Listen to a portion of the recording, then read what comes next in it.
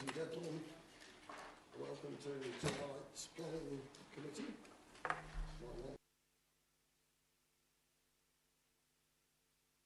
And on my left is my acting chairman tonight, Councillor Baker. Right, let's try again. I'm probably too far from it, I think. That's probably what it is. Is that any better? Good. Well, I won't start again because I think most of the people in the audience know exactly who we are. My name's White, John White, and my vice chairman is Councillor Baker. The other councillors who are sitting on the sprigs on each side of the room and are the committee that will debate and vote on the applications. But also on my right and left are the TDC officers, including Head of Planning and the TDC Senior Solicitor. This is a formal committee meeting, and it's very important that councillors can hear both the presentations and the debate, and therefore I'd ask that nobody interrupt the speakers.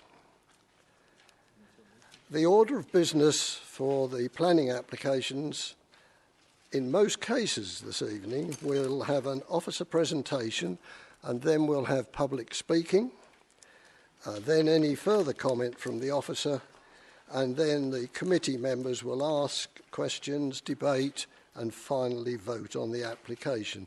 I should add this meeting is being recorded by the council. So we can turn straight now to the agenda, and item 1 on the agenda is apologies for absence and any substitutions. Mr Chairman, I can report apologies for absence tonight from Councillors Corfron, your Vice Chairman Councillor Heaney, and also from Councillor McWilliams. Councillor Turner is substituting for Councillor McWilliams. There are no other substitutes tonight. Thank you very much. And then go to the minutes of the meeting on the 30th of January last. My recollection was a very short meeting, and ask if there are any omissions, alterations or anything else should go to those minutes, or else can I sign them please as a true and correct record? Agreed. I have a proposer, I have a seconder. Right, that I will do.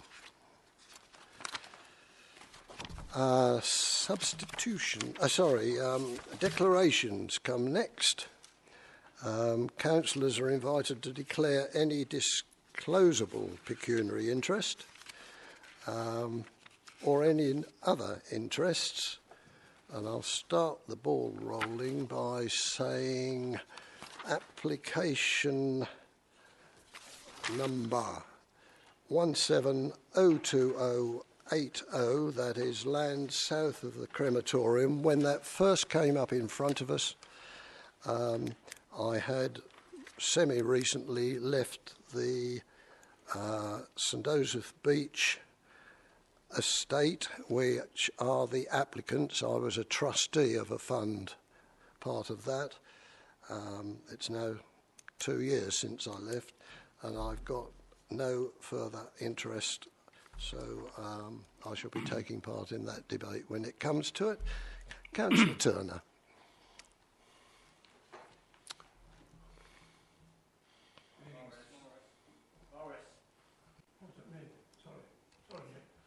Thank you. Good evening, Mr Chairman. Thank you. Yes, I'd like to declare a completely biased and prejudiced attitude to item 6, A3, 1701286F full. All will come clear, if I may, with your permission, leave the committee and then speak to you for 3 minutes, then retire from the room whilst you make a decision. Thank you very much. Yes, as he's keen to get in, Councillor. Declaration on application 1702143 full Wisteria Cottage, more to seek guidance as well as why the application is before us and to whom has brought it, It is a long-established principle that we would remain and see the application through to fruition, and I wish to fall back on that principle, if I may. Right. Ask the solicitor whether she's got anything to add to that. No? I think just to clarify, so I think Councillor Alexander's obviously referring to the fact that application A6 is an application by the leader of the council. It's an established matter of principle legislation and the council's constitution that matters of councillors, officers and the council itself come before planning committee, so that it is in the public domain and the public have the opportunity to speak on the item and put forward any representation. So no, there isn't any declarations personally for people to register. If they felt they had a particular personal relationship with the leader, that ought to be declared as such, but otherwise just being a member of the same party is not seen to be prejudicial. Thank you very much. Councillor Brown. Yes, good evening, Chair. I'm a parish councillor for Weeley, so I should not be saying anything on behalf of the two Weeley planning applications. If you've got no further interest, you could take part as ward councillor. Jeff Bray's going to say everything I'm going to say, so I'm going to duck out. OK, councillor, thank you. Yes, down at the back I can see two councillors' hands. First, Councillor Bray. Declare interest in items 8485 as ward councillor for Weeley. Right. And now I think Councillor probably for Elmstead would like to declare. Yes, I'd like to declare interest as ward councillor in respect of this first application. Right. Thank you very much. No further declarations. So we move straight on to item A1. This is planning application 1700927. It's a detailed application, and when we come to decide on that, there are two councillors that I don't think went on the first site visit, Councillors Turner and Councillor Brown, if I'm right, and therefore they won't get to vote. And as we've taken this application before, there will be no public speaking on it. Right, turn to the officer now.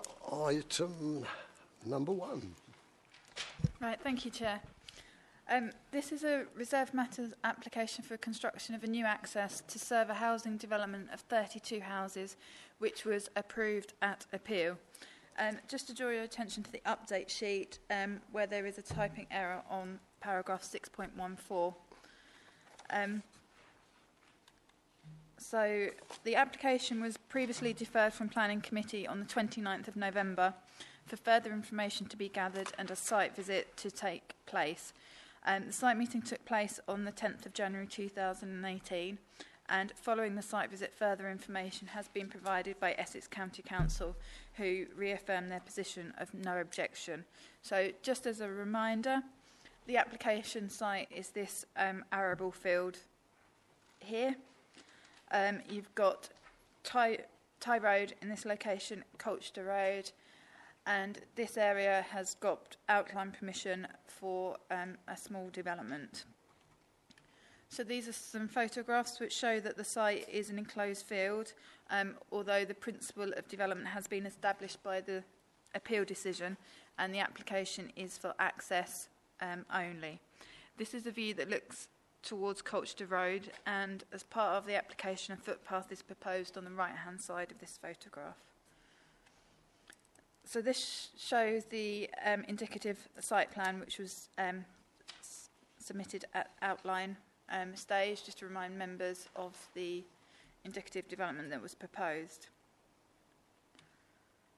So this shows the proposed highways works. They'll be shown in further detail on the following slides, but the application is for access only, and it proposes a singular vehicular access at this point here to serve the development, a pedestrian access only at this point, a footpath along Tye Road, which is along that side, and an uncontrolled crossing point close to the junction with Colchester Road. So this shows the singular vehicular access into the site with an uncontrolled pedestrian crossing and footpath either side. And this shows the pedestrian access referred to, and that links to the proposed footpath on the opposite side of Tye Road. And this application shows the proposed footpath along the western side of Tye Road, and part of the reason the application was deferred was for officers to obtain further information from Essex County Council Highways to justify departing from their standard policy of a 2 metre wide footpath, as the footpath proposed is only 1.5 metres. The additional information provided by Highways is set out in paragraph 6.1 to 6.14. But in summary, the view is that the 2 metre width is only a recommended width, and given the estimated usage of the proposed footpath, which is low, a 1.5 metre width footpath is considered acceptable. So this shows the details of the works close to the junction with Colchester Road. So you've got the footpath continuing along around the corner with an uncontrolled crossing point and linking to the existing footpath along Colchester Road. So as before, the application is recommended for approval, taking into account the additional information provided. Thank you, Chair. Thank you very much. And as I said earlier, there's no public speaking on this particular one. So, councillors, it's down to you. I know at least 4 of us went on the site visit and did some measuring while we were there. Councillor Holmes. Yeah, on the drawing I've got, it shows... Mike. Drawing I've got, it shows that the footpath is coming down the other side of the road, which is on the bit here. This little drawing here. I don't know whether that makes any difference, but it's nice to get it sorted out. It's not going to cross the road and down the other side. It's on this side, you know, the other side. We did measure it up while we was there, and I wasn't on the second one, but there was no way in a lot of parts on that side of the road that they checked out, which was looking up towards the site on the left-hand side. There was plenty of areas there which wouldn't even give you a metre without something being done to the hedge. I didn't go on the second one, so I don't know what the farmers or builders or anyone else has said. But originally it was for the other side of the road, wasn't it? Yeah. So I'm only in the hands of those that went on it and what they have to say, personally. Right. Thank you. Councillor Everett. And on that very note, I attended the second site visit.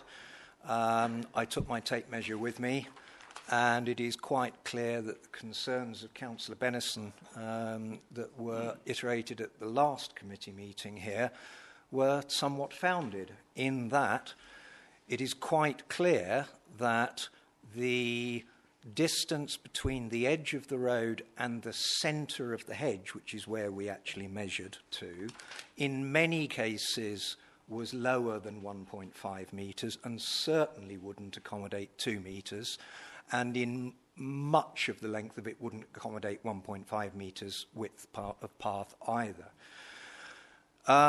We had a long discussion with the gentleman from Essex County Council about what could or couldn't be done by Essex County Council in relation to a footpath. That doesn't seem to have been borne out with what's actually said in the report that they're saying later, in that he was concerned about how deep the council, the county council could go in terms of creating a footpath. And that had some legal concerns for him, but that isn't borne out in his report subsequently. But the upshot of it clearly was that actually this would not be implementable at 1.5 metres across the whole length of that area, which is of some significance because normal practice is that all footpaths should be 2 metres, but they are allowed to be reduced to 1.5 metres in some circumstances, but not for extended lengths. So the Manual for Streets and Inclusive Mobility, which is referred to in the Manual for Streets, is quite clear about the requirements. And I quote from Manual for Streets, which is 6.3.22, there is no maximum width for footways in lightly used streets, such as those with a purely residential function. The minimum unobstructed width for pedestrians should generally be 2 metres. It later on refers to inclusive mobility. Inclusive mobility, under section 3.1 widths, it says, a clear width of 2,000 millimetres allows 2 wheelchairs to pass one another comfortably. This should be regarded as the minimum under normal circumstances. Where this is not possible because of physical constraints, 1,500 millimetres could be regarded as the minimum acceptable under most circumstances, giving sufficient space for a wheelchair user and a walker to pass one another. The maximum length of restricted width should be 6 metres. So I think that probably updates the committee in terms of what transpired at that meeting and the implications of it thereafter. And I have other comments to make on other issues later on. Thank you. Suzanne, I don't know whether you just care to comment on John Hone's, that originally it was going to be on the east side of the road, wasn't it? I don't know quite why ultimately it was turned over, but it was turned over to be the other side somewhere. Yeah, so just to clarify that point, at outline stage, the footpath was proposed to be along the opposite side of the road. When this application went to appeal, revised drawings were submitted to show the footpath on the opposite side of the road, and the inspector considered that it wasn't prejudicial for them to consider those amended plans. So the appeal decision was based on a potential footpath along the western side of Tay Road, which is now what is proposed as part of this application. Thank you very much. Yes, the inspector wasn't at all helpful. He deliberated on the estate, did he not? But then left it back to us again to sort out this footpath, the way I read it. Further speakers? Yes, Councillor Benison. Thank you. Thank you, Mr. Chairman.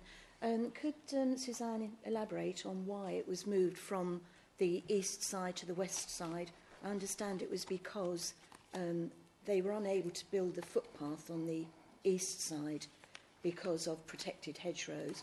So they've now moved it onto the other side to another landowner's protected hedgerow. Could you confirm that, please? Well, I suppose I can't confirm exactly the reasons why, but I can kind of generalise from what went on at the application. At the time of the outline consent, there was concern that the footpath couldn't be achieved because of protected trees along this point. And the inspector does sort of conclude with that. But he also goes on to say, when considering the footpath along the west side, that he goes on to say that the provision of the footpath on the western side of Tay Road would result in the loss of the hedge, which it would have done at that time because it wasn't actually confirmed. So now, as part of this application, the plans show that the hedge will be retained. But he said, however, given its relatively low quality, I'm satisfied that the loss would not unduly harm the character or appearance of the area. So in his view, he didn't feel that the hedge was worthy of protection. Yes, please do. But the hedge that they're proposing to decimate now by creating this new enlarged footpath is not actually in the ownership of the applicant So it's belongs to another landowner, and the only way of creating the footpath would be by damaging the hedge belonging to another landowner, so much so that you'd have to dig the roots out to create the footpath, and that would then kill the hedge, and that would be encroaching on somebody else's property, which doesn't seem, I'm sure that's not permissible. Could you confirm on that, please? Right. I don't know whether... Would you like it? Or? Right, so in terms of the hedge, I suppose that was one of the reasons the site visit took place. The situation we've got at the moment is that we've got a plan which shows the hedge to be fully retained in areas, or in all areas.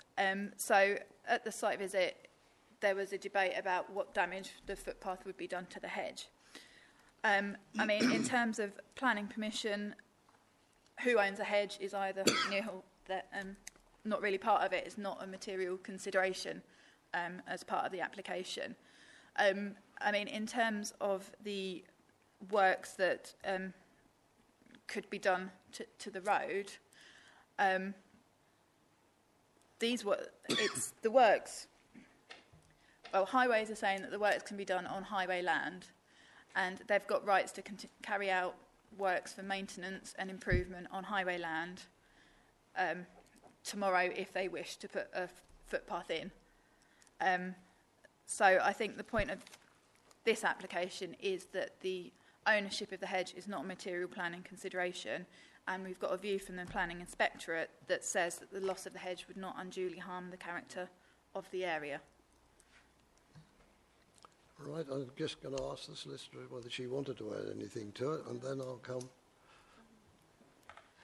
Not really. I think Suzanne summed that up quite nicely, but it is just a reminder that, as ever, land ownership is not a material planning consideration. So you're looking at whether the planning application can be implemented as a planning application, not about who would implement it in terms of what rights they would need from other adjoining landowners.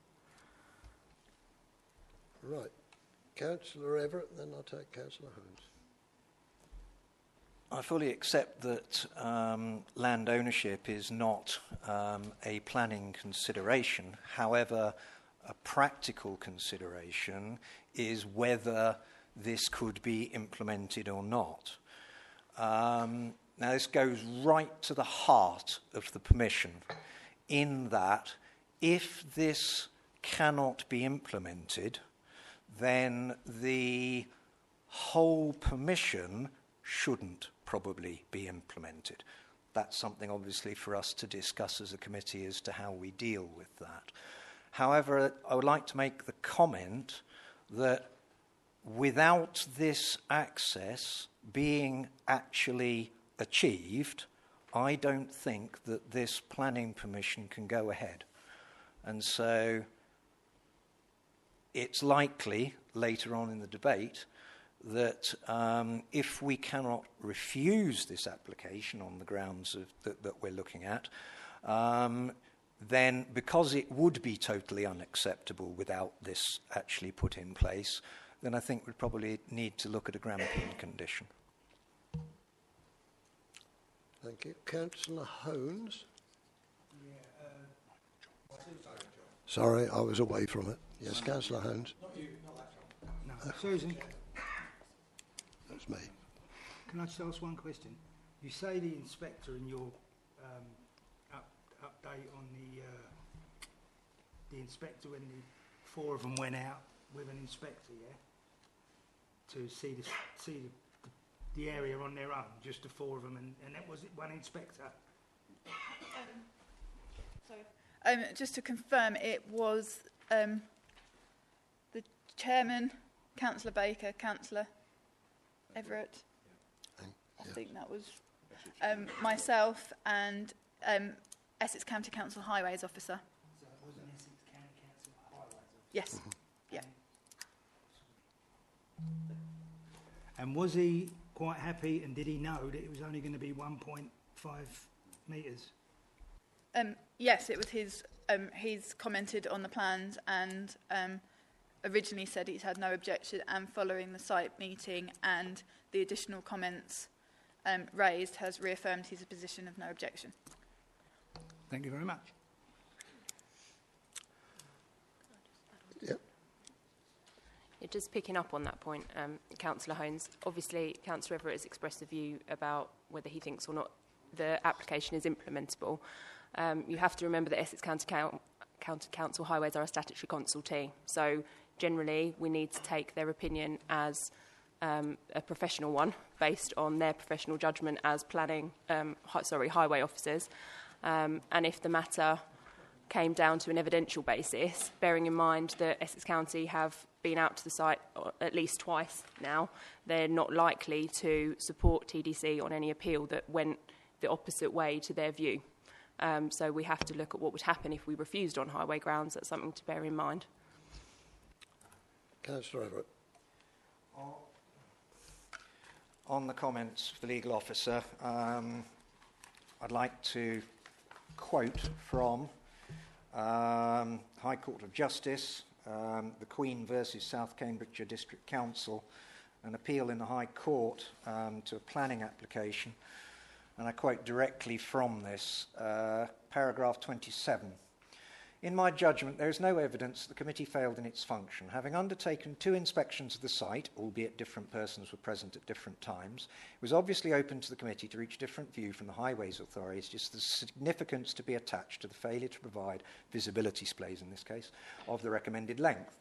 In reaching a conclusion about significance, the members of the committee were entitled to have regard to views expressed by the members who visited the site, their own experience in these matters, and, of course, the views of the Highway Authority and the claimant's consultant. To repeat, there is no evidence they failed to have regard to any of these potential sources when reaching a decision.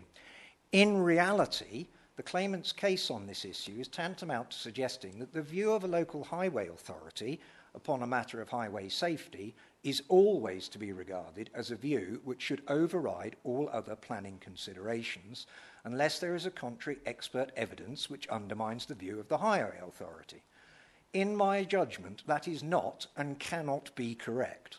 The view of a highway authority upon one aspect of a proposal is a material consideration, no more and no less. To repeat, the weight to be attached to that view in any given case must be a matter for the planning authority. In my judgment, therefore, this ground of challenge is not made out.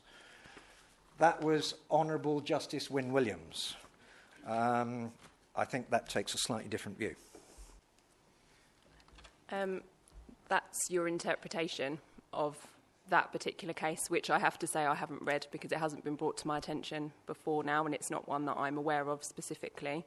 All I was trying to explain to Councillor Holmes was that it's unlikely that the highways officer will support, or the county council highways will support us if the council finds itself in an appeal state. So you just have to be aware of the costs that you're putting the council at risk of potentially by potentially taking this to an appeal. And I'm not saying that would be the route, but you have to consider all angles that this might go to, because we would then, as a council, be having to look to instruct our own highways experts to try and support the view, or it would be down to councillors to express their opinions on the stand, which I'm not sure would be something we would normally consider as the right way forward. We would need to look into that more sufficiently, I think. So it's really just looking at the potential cost elements going forward and having them as part of your decision making, rather than just disregarding the county council's view on the matter.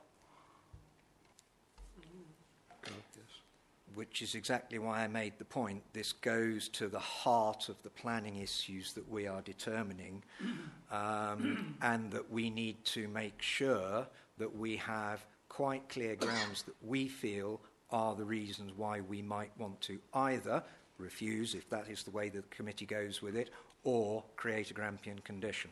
I'm quite clear that the County Council Highways Department is not the determinant in this case. We are. Right. Yes, Head of Planning.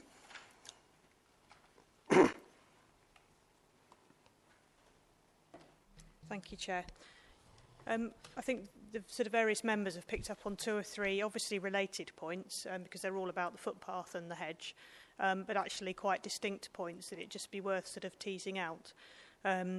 So the first one is about that point about whether the permission could be implemented, which obviously is really important. We have a plan in front of us, in fact it's the one that's on the screen at the moment, that shows the footpath at 1.5 metres wide. It clearly can be accommodated along the side of the road. The 2 things that I think have been debated about that are, one, whether the applicant owns sufficient land to be able to do that on land currently in his control. That's not a material planning consideration because he could, subsequent to being granted planning permission, sort that matter out. So the committee doesn't need to concern itself with that. And the second matter would be what impact that would have on the state of the hedge. And members, I think, have shown some concern at the previous meeting and again tonight about the potential for the laying of a footpath to impact on the roots of the hedge and cause it to die. But the inspector clearly considered that when he determined the appeal on the outline planning permission. He clearly said that in his view the hedge was of poor quality and its loss wasn't significant. So I think those 2 reasons, or those 2 issues, wouldn't be strong reasons at all to resist these details that are currently before you. I think the other matter is the matter about where the Highway Authority become more involved, and that's about whether a footpath of 1.5 metres wide is sufficient in these circumstances. And Councillor Everett's kindly sort of pointed to various pieces of guidance, and they're repeated in the committee report before you tonight, setting out the sort of normal standards. But the Highway Authority have clearly indicated to the Council that they've considered that guidance and they've considered it in the context of the very particular circumstances in this case, the amount of traffic that might be generated from the site, the amount of traffic that currently uses the site and the number of pedestrians that might use it.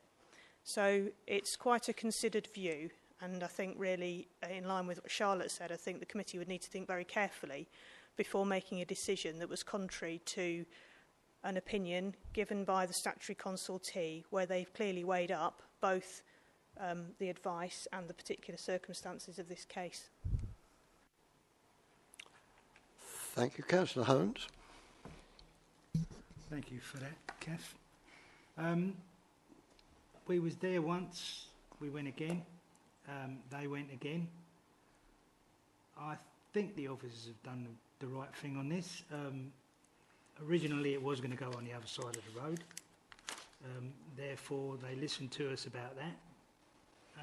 They've moved it across.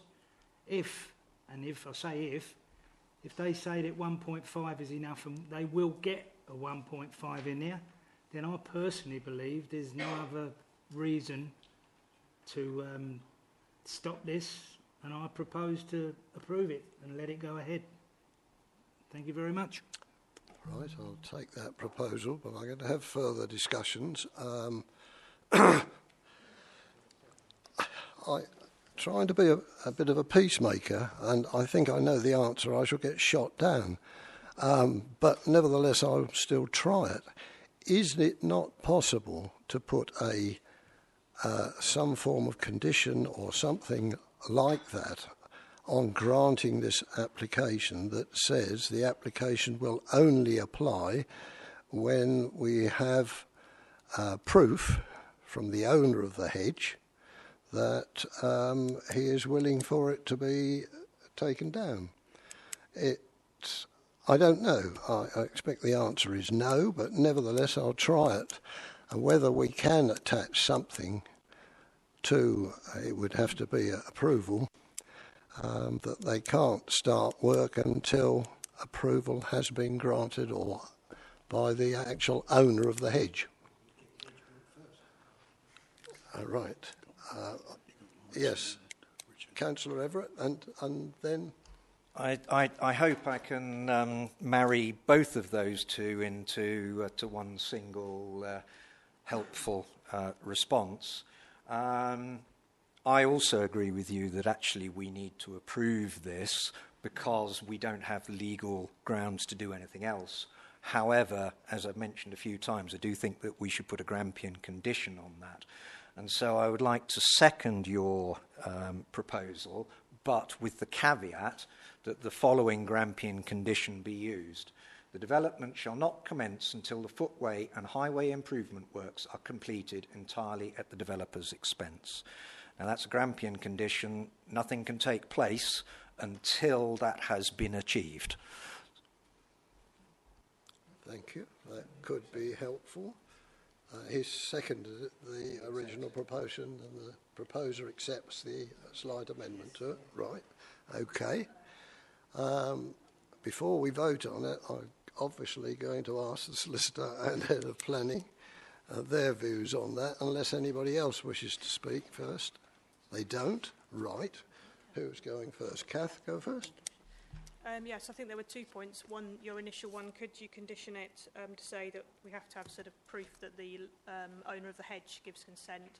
I think the answer to that is no, it's not relevant to planning. There are other mechanisms for that, as is often the case.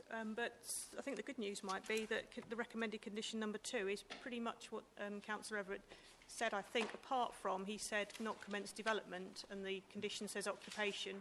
I think not commence development might well fail the test of being reasonable, because it only becomes necessary when there are people to use the footpath. Maybe you might come back and say, well, no, there will be no residents until the development's occupied, so I don't think any sooner would be reasonable. I'll go Councillor Everett, and then I'll go Councillor Thank you, Alexander. Kath. I looked up this today to find out where conditions precedent and Grampian conditions are acceptable, and there is a case, Bedford Borough Council versus Secretary of State on August the 20th, 2008, reference EWHC 2304, which quite clearly states what conditions are seen as acceptable conditions. And this wording was taken from 2 of those things. So it was taken from apart from one from the other. So I think it is legally acceptable. I'd be quite happy to accept that if you need to go away and check that, then perhaps we may need to defer this to the next meeting. But I'm quite clear that the wording that I've just given you, I have checked today, and it is acceptable. All right. Do you want to come back on that? Yes. Thank you for that. I'm not sure from your description, though, whether the circumstances are any different. Looking at it, my own view would be that in this particular case, requiring it prior to any development wouldn't be reasonable. And I think that was the difference that you were looking for. I think that given the advice we've had from the Highway Authority, that prior to occupation would be as far as you ought to go on this particular occasion. I've got Councillor Alexander. Thank you, Chair. Although I fully understand the need that we must be ever so mindful of the ramification of cost, I'm not sure I put that up against safety. I like what this is developing now, and I don't want to be in a position to refuse it. I want to go with it because I think you're right in what you're saying, but I'm not 100% sure in my own mind that this is there yet for me. And I would prefer to abstain and stand away from this rather than commit myself to the concept that we are given permission for someone to plough into somebody else's land and to take their bushes down. And I don't think that was right. And I don't agree wholly with what the Highways Department said either on this. So if we can run something like this, then you have my full support. Councillor Holmes. Yeah, if by passing this, which we already have, we've all come back to the same situation, the footpath. We've had this once before, it went to appeal and we got crushed on it. If we give this the go-ahead, if we vote to approve this, does that give the developer, has he got to build that by law, by applying for it?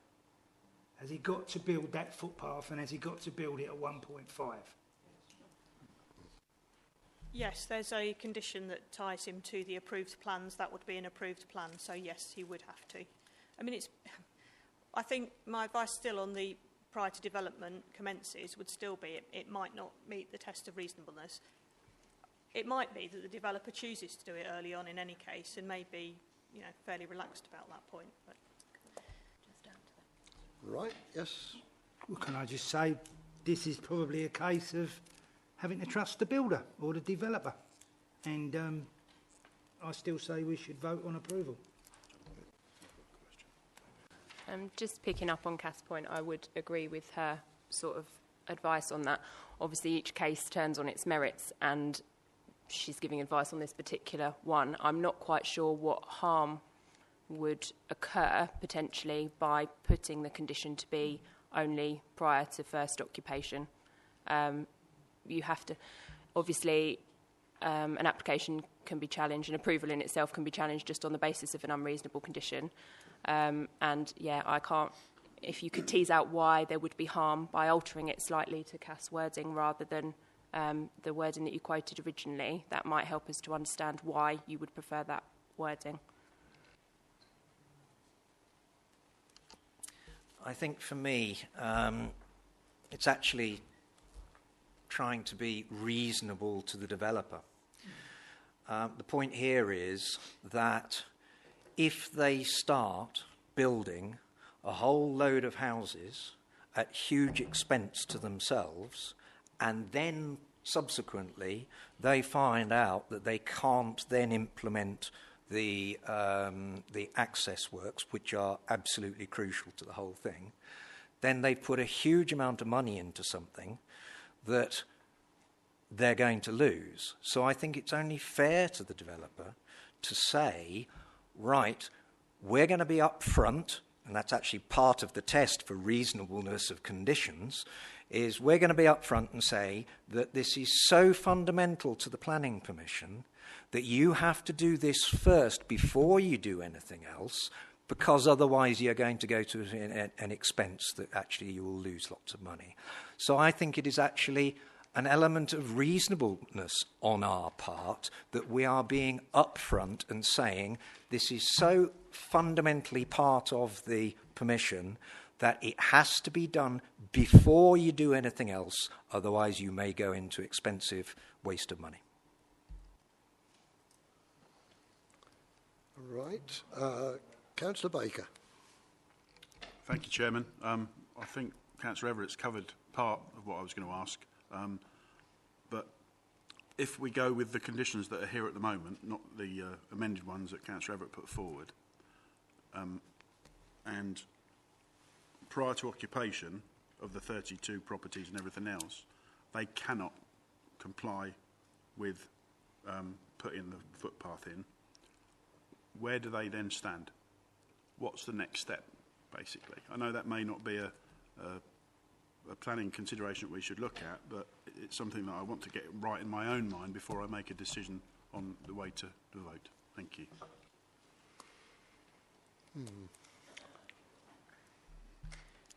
Well, they would either have to not implement the permission, so not occupy the dwellings, or apply to vary the permission in a way that somehow it could be achieved, if you like, offer an alternative, or find a way to implement it in that way. Thank you. Right. Okay. Yes, Councillor Alexander. Thank you, Chair. I'm looking at the area of reasonable and unreasonable. The thing that's come across to me at this moment in time is that this has been called in. We're looking at this now, and we are trying to reach, in our minds, a reasonable settlement that we believe, as elected bodies, that would be able to cement this whole thing together and get this thing underway for these developers, because they have waited a long time to get this. And again, I reiterate, I want to go with this, but I'm still worried about this whole footpath thing, because there is no evidence that this is going to be built, and that is the thing that's bothering me the most. On the reasonable and unreasonable, it is reasonable for me to think that what Councillor Everett and what the Chair has described in You Won't Get Shot Down is reasonable.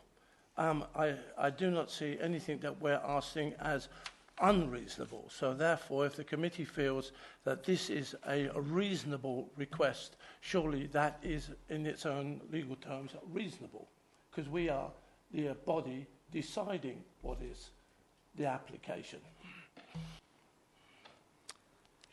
Right. If nobody else, I'll ask solicitor to just advise us on this, and then I'm going to put it to the vote. Oh, Councillor Bennison wants to comment first. Thank you, Chairman.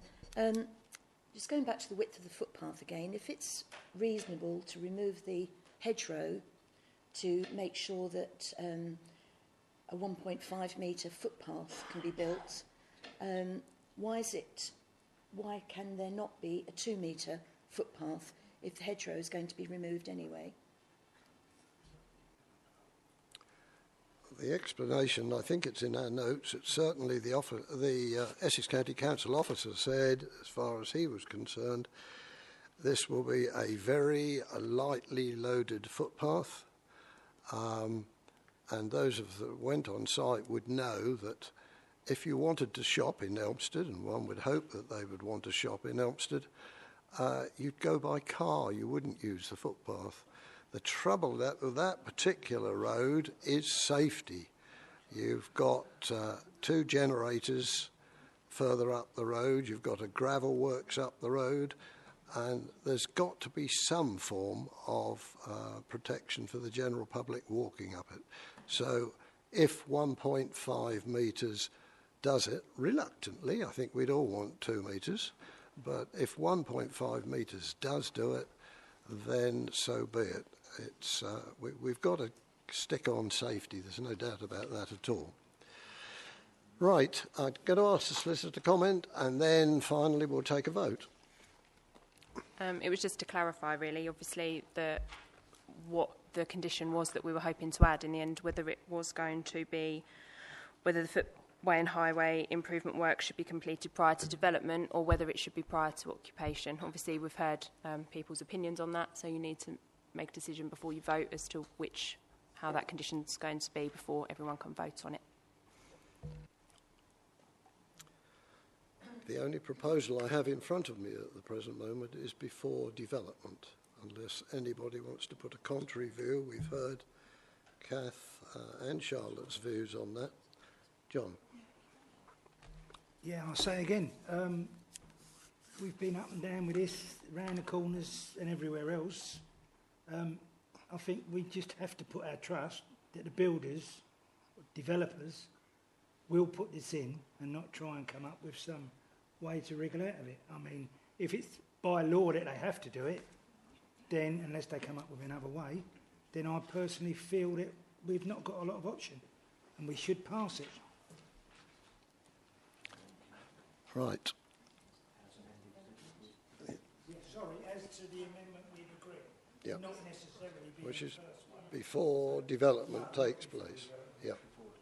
Before development, I don't think you can tell development what to do. Okay, just to clarify then, I think we've got a bit of a difference of opinion. I think Councillor Hones, who was obviously the mover for the approval, would like the condition to be footway and highway improvement works completed prior to occupation, which was what the head of planning advised and we suggested was reasonable. And the seconder at the moment would like it to read prior to development. So there is a difference there. So can I just leave you both with maybe a minute to just have a conversation about that before we take the vote? Thank you.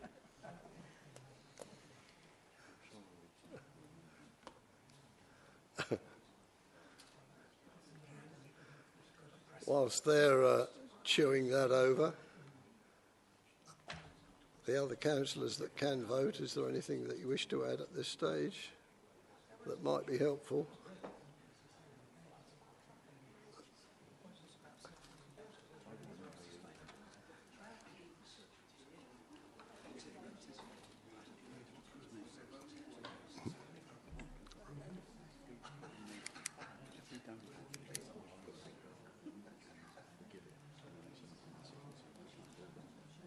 Right, councillors, I'm going to ask if you've reached a decision. We've got a problem. Okay, well, can I give a bit, John, I can give a bit of advice on that if that's helpful. I agree to have a bit of faith in the builder, the developer. Okay, obviously, if there is a difference of opinion between the mover and the seconder as to what the condition can be, then it is open there's a mover on the floor. It's open for someone to second John's movement with the subject to occupation condition. So if there's anyone that would like to second that at the moment, so then we can take a vote on it, then feel free. That is a no from everybody. Nobody wants to take that, so okay. The other alternative is whether Richard would move his with I would move my approval with development. Yeah. And I have a seconder and another seconder for that. So John's proposal falls because we don't get a seconder. The other one then is a Grampian condition before development takes place. Right, so you know what you're voting on. Those in favour of that application, please show.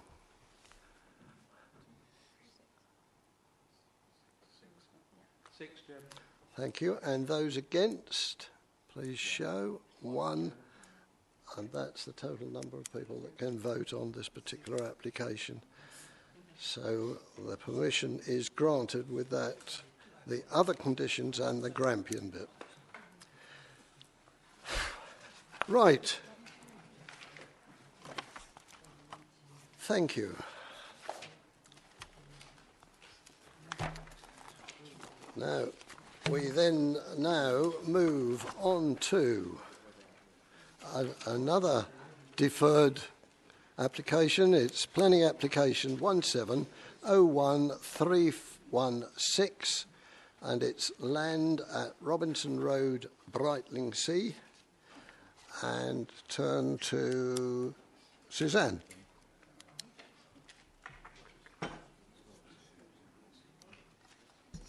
Right, thank you, Chairman. So this is an application that was deferred from Planning Committee on the 3rd of January.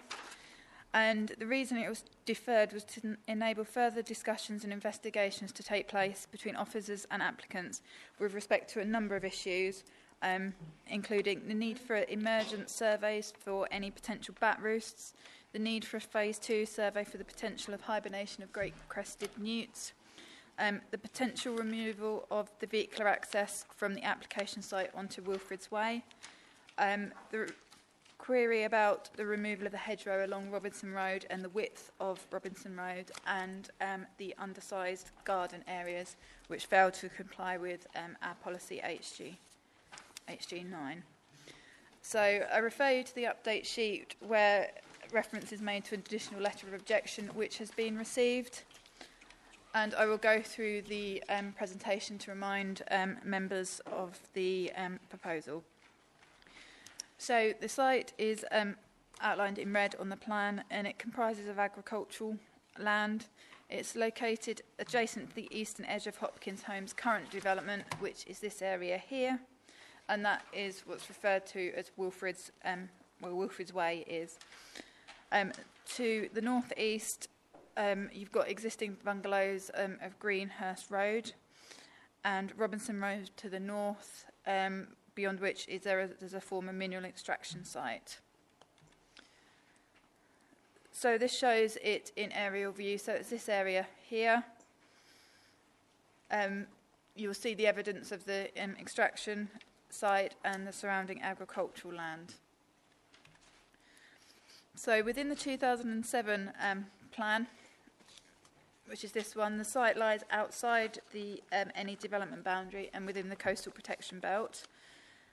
And within the emerging plan, this site here, it is allocated for residential development, which is subject to a specific policy which is set out in the report. And this allocation indicates the council considers the site to be a sustainable location for growth on the edge of Brightlingsea, and therefore there is no principal objection to residential development. So again, a reminder of the site and the photograph. So that's looking towards the boundary of Robinson Road and looking towards the eastern boundary. And that's looking towards the dwellings which are under construction. And that's a view from the footpath which is to be retained. And that's looking view towards the adjacent bungalows which were referred to. And so, as a reminder, this shows the deferred layout plan. And it wasn't clear whether the hedge along Robinson Road was being retained in this area. 8 of the 115 dwellings had garden sizes which did not comply with HG3, and a secondary link was being proposed onto Wilfrid's Way. So they were the main concerns with regards to the specific layout of the site. So the layout has been amended. The main changes are in this location here. So the vehicular access onto Wilfrid's Way has been removed, and a cycle path and footpath link is proposed, and that is proposed with bollards to prevent all but emergency vehicular access. So the main point of access will be from Robinson Road. And again, that points to an amendment that has been made. Robinson Road is proposed to be widened up until the access point, and it's proposed that Robinson Road will continue into the site at width of, shown, I believe it's 5.5 metres, and then the remainder of Robinson Road will stay as it is. So this would have the effect of effectively encouraging people to turn left out of the development rather than to go right onto the more rural area of Robinson Road. So the proposal has been amended, and you can see along here that a lot more of the hedge is proposed to be retained or replanted. And this has resulted in a change of layout and house types, particularly in this area around here. So the layout has completely altered in this area, and the house types have proposed, which allows a lot more of the green area to be retained, which is a benefit. And they've also reduced the amendments being made to these properties and reduced the number of vehicular links directly onto Robinson Road. So that would allow, again, a greater area of green to be retained along Robinson Road. And throughout the site, there's been various changes to increase the garden sizes, and there's now only 4 of the dwellings do not meet the required standards. And these are private dwellings, not the gifted units.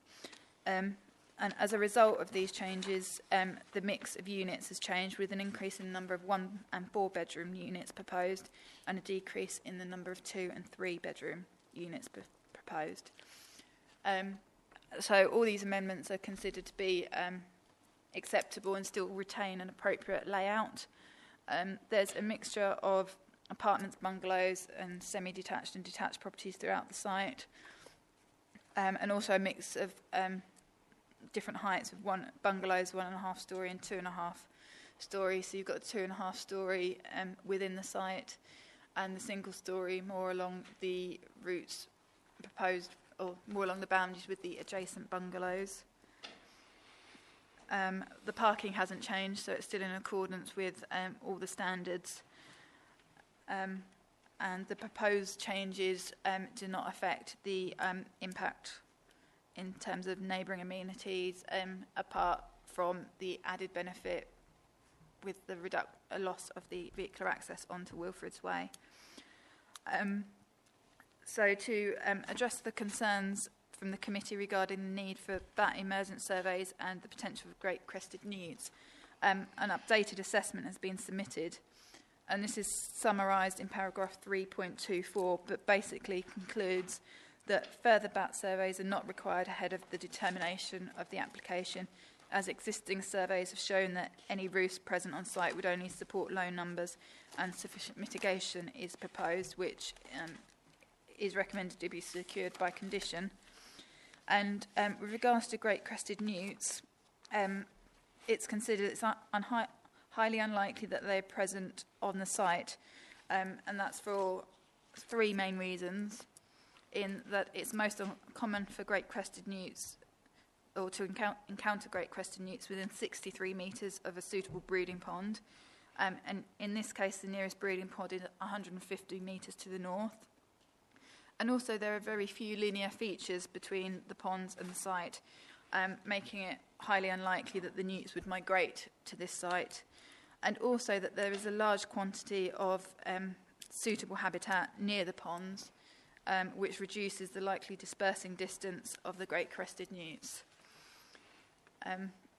So just to remind members, that shows the materials which haven't significantly altered and is considered an acceptable mix and type throughout the site.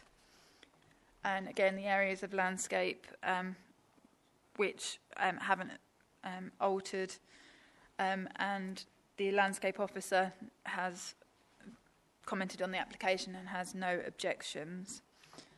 So this shows some of the house types, not all of them, but it's a selection to give members an idea of what the development would appear like. Again, whilst the house types have changed, the general design has not altered from what you previously saw. Just flick through those just to give you an idea. That is one of the apartment blocks, so you'll see that they don't necessarily appear significantly different to the dwellings. So the recommendation is for approval, subject to the conditions set out in the report and the legal agreement to secure the open space, financial contribution towards play, education contributions, the affordable housing, and a financial contribution towards healthcare provision. Previously, there was a proposal for a financial contribution towards habitat mitigation, and this is no longer to be requested, as it's considered it doesn't meet the necessary tests to be reasonable, as there's no specific project or amount defined. So that's the recommendation. Thank you very much. Yes, Councillor Alexander. Yes, thank you, Chair. I'd like to thank the officers, agencies and developers. You've answered all our questions and certainly removed any doubt from my mind, and I would like to formally move the application as laid out. Right, I'll store that in mind. Yes, Councillor Benison. And in the absence of any other questions, I would like to second that. Right. Right, several questions, Mr. Chairman. Right, first and foremost, social. Can't we talk on this? You can't, Councillor Tenner, I'm afraid, because it's You haven't done the site. Sorry. One observation. Yes, right. Well, I'm not going immediately into vote, but well, bear in mind we now have a proposer and a second. Councillor Baker. Thank you, Chairman. It's just an observation, really, that the developer has actually taken notice of this committee.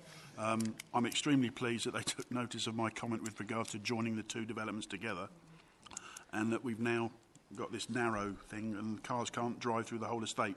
And I think, I don't often praise developers, but I think they've actually covered everything that we were concerned about in a very quick and short period of time. And to only have 4 dwellings now that have got under the regulation or policy sizes, I think is remarkable. And yes, I'm quite happily support the proposer and the seconder. Thank you, Chairman. Thank you. Councillor Everett, for comment. Thank you. I likewise am very, very impressed by the work that's been put in by both officers and applicant to turn this round in the short period of time that they have and to address all of our concerns. I think I would also like to support the movement that's been put. Saying nothing more. Well, unusually, there doesn't seem to be any opposition. I don't think I'm going to ask the officers to comment. I'll put it straight to the vote. Those in favour for this application and with the various conditions that are listed on page 17, those in favour, please show. It is unanimous. It is therefore approved. Thank you very much. And now, Councillor Turner, on the very one you could comment on, you're going to leave the room. This is the first planning committee I've ever come across that actually removes your democratic right. This one, this one? Yeah.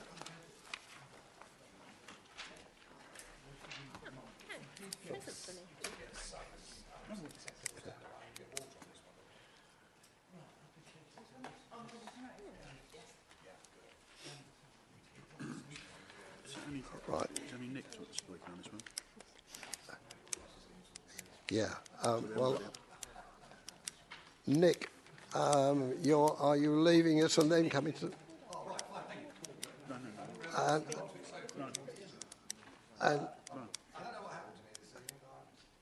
Nick, are you going to leave and then come back? Well, I'd like to speak to you. Officer's got to do a presentation first. yeah. You can sit there for that.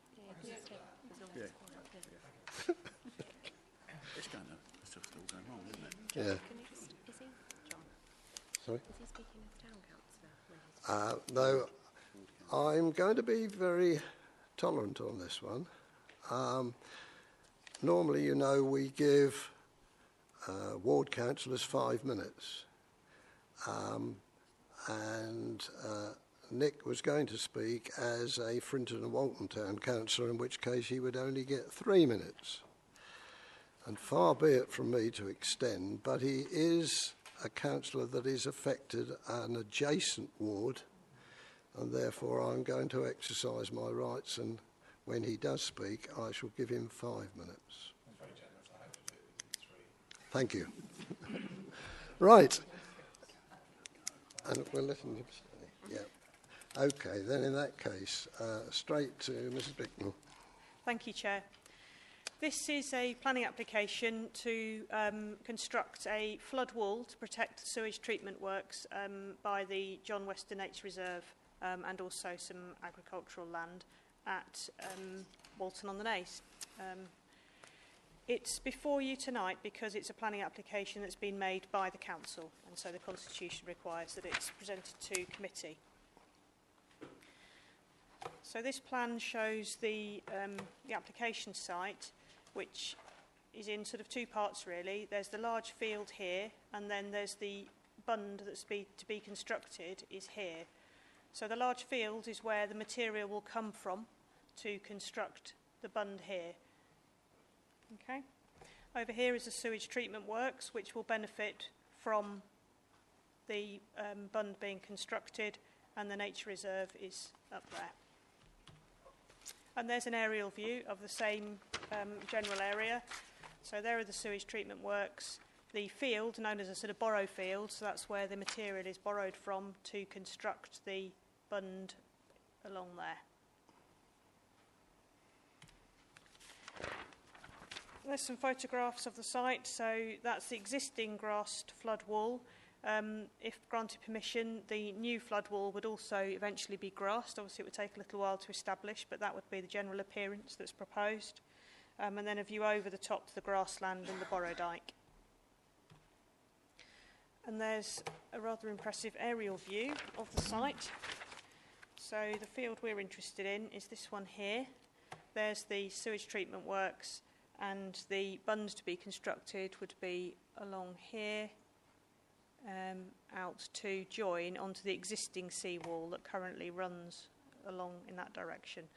So as it would gradually reduce in height from this point being its highest down in this direction as the natural ground level beneath increases, so the height of the constructed bund reduces.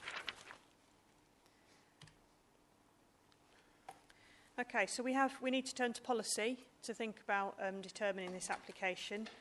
There's policy which is about managing realignment of our coasts, and it's generally supportive of sort of soft engineering solutions to achieving that, rather than hard engineering solutions.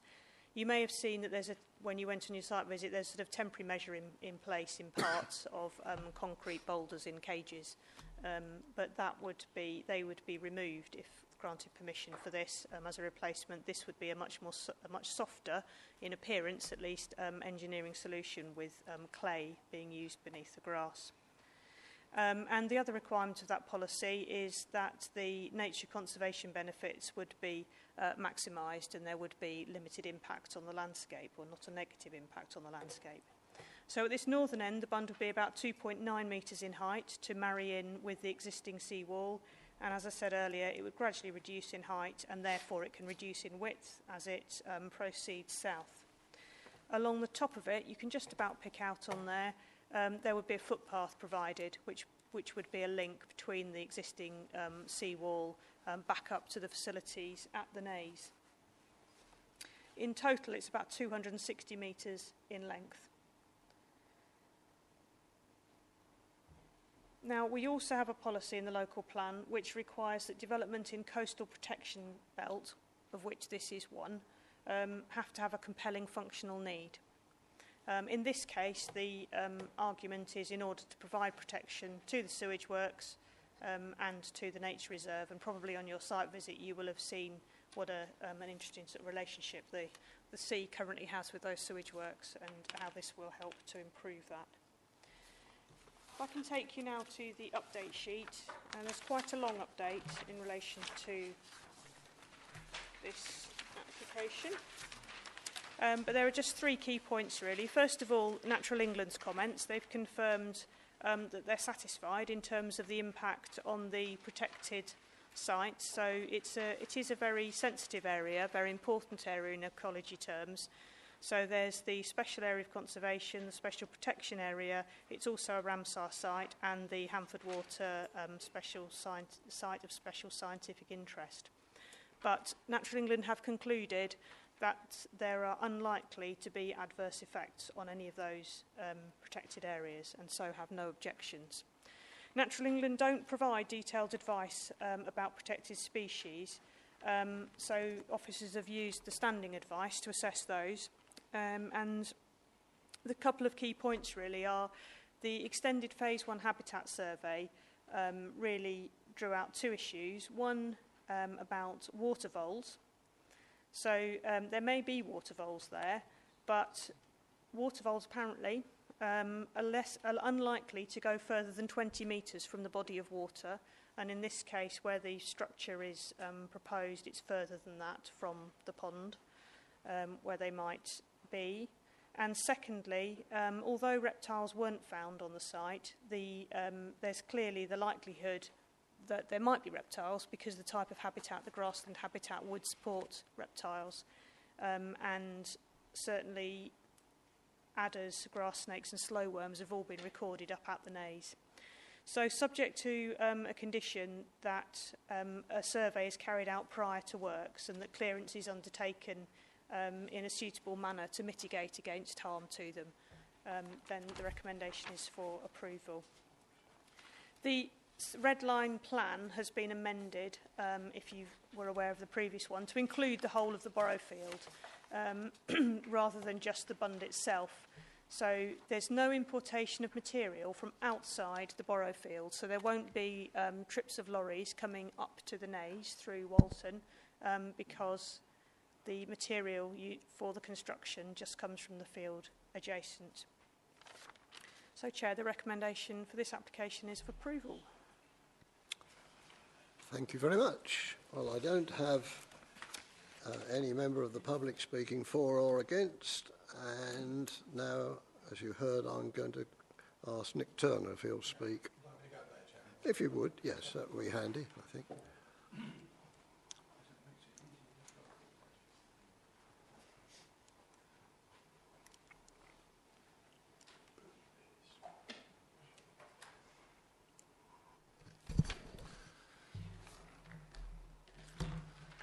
Good evening, Chairman, fellow members, officers and members of the public. I would like to give you the unseen background to this application. I think it was late 2010 that the critical situation of this part of the Naze was drawn to my attention. A few months later, I was made portfolio holder for coast protection. I have, over the intervening 8 years, taken numerous photos, in excess of 300, from the air, from the sea, from the beach at various times of the tide, and of course on top of the Naze. You saw today from the officer presentation the current position. It is dire. 11 different organisations are involved. We have obtained funding from 6 of them. The Council has produced, processed and paid for the surveys, feasibility studies, ground investigation, design, planning application, ecology and habitat assessments. This has cost an estimated £35,000, not including officer time. We will, if granted permission, be doing the project management as well. This will be via a working party under the Naze Management Board. The other organisations are, they said the Naze, which is the TDC, the Naze Management Board, Essex County Council, Regional Flood and Coastal Committee, the Town Council of Frinton and Walton, the Naze Preservation Society, the Environment Agency, Natural England, Essex Wildlife Trust, David Eagle the Farmer, Walton Forum, Frinton and Walton Heritage Trust, plus any other interested parties. I would like to thank them all for allowing me the time and space to help put this application in front of you. Natural England was always the stumbling block. Despite the obvious, they insisted on natural erosion. Last year, Natural England produced a new strategy, Conservation 21. It was a breath of fresh air. Common sense and working with, not dogma and thou shalt. This opened the last doors, and with the help of the local non-executive director for Natural England, plus the Environment Agency, we moved rapidly to this position. Mick Page, when leader and as county councillor in conjunction with the Environment Agency, helped us secure £100,000 from the Regional Flood and Coastal Committee. Anglia Water put in a further £70,500 in 2 tranches. David Eagle has very kindly and generously allowed the project to dig up his land to refill the hole. He has agreed to give the gate money to the imported clay from elsewhere in the district. Silvertons have been most helpful here as well. That leaves a shortfall of 60,000. I managed to get the Naze Protection Society and the Frinton Walton Town Council to match fund each other to the tune of 30,000 each. That gives us a pot of approximately £257,000. Included in that is a contingency sum of 45,000, or just in case monies. We are now ready to start the scheme at the end of April. Please be mindful to approve, and thank you for listening. Thank you very much. Officers, nothing to contribute to. So, yes, speakers, thank you. Councillor Alexander. Thank you, Chair. It is my belief, and this is a question to the officers, if I may, that the bund that is going to be, or bund is going to be built, is indeed to protect the actual sewage works itself, and more importantly, the reed beds, which are the final part of the cleansing process before the water is returned back to its natural environment, which will be the sea or the outreaches and the water courses. Am I correct in that? Yes, that's my understanding too. I believe also, at the risk of parroting myself constantly here, I believe that this is an essential piece of work. If salt water contaminates the reed beds, which are naturally cured by natural water process, drainage, etc., if they are contaminated by seawater, the whole of that area would have to stop functioning because of that. And the point of the bund is to stop that very process happening. Is that also your interpretation? I don't have a detailed knowledge of how the sewage works function, but certainly the case has been made that it's important to prevent their flooding, or it would lead to them not being able to function properly. Yeah. Chair, this is the final one. I took the opportunity when we returned from planning to take some interest in this, and I was assured that that was the correct way and why it's so important that this is actually built. And once again, I'm minded to approve this as set out in the application. Right. Further speakers? Yes, Councillor Brown. I think it's a no-brainer and it ought to be approved. Simple as that. It was rather frightening, I felt, this morning, to see how that cliff, we're at the tail end of the cliff, but nevertheless it's still eroding at about a metre a year, which means in the worst 3 years' time, that corner could just disappear and end of the sewage works. So it's very important that we do that. I'm not an expert on AWA, but my understanding is that's the sewage works virtually for Frinton, Walton and Kirby. So if that disappeared, we'd be in right trouble. Right, I have a proposer, I think, over there, and a seconder over here. Anybody wish to add anything before we go on? No? Those in favour then to approve it with the very limited conditions that are shown on 42. That is unanimous. Thank you very much. Yes.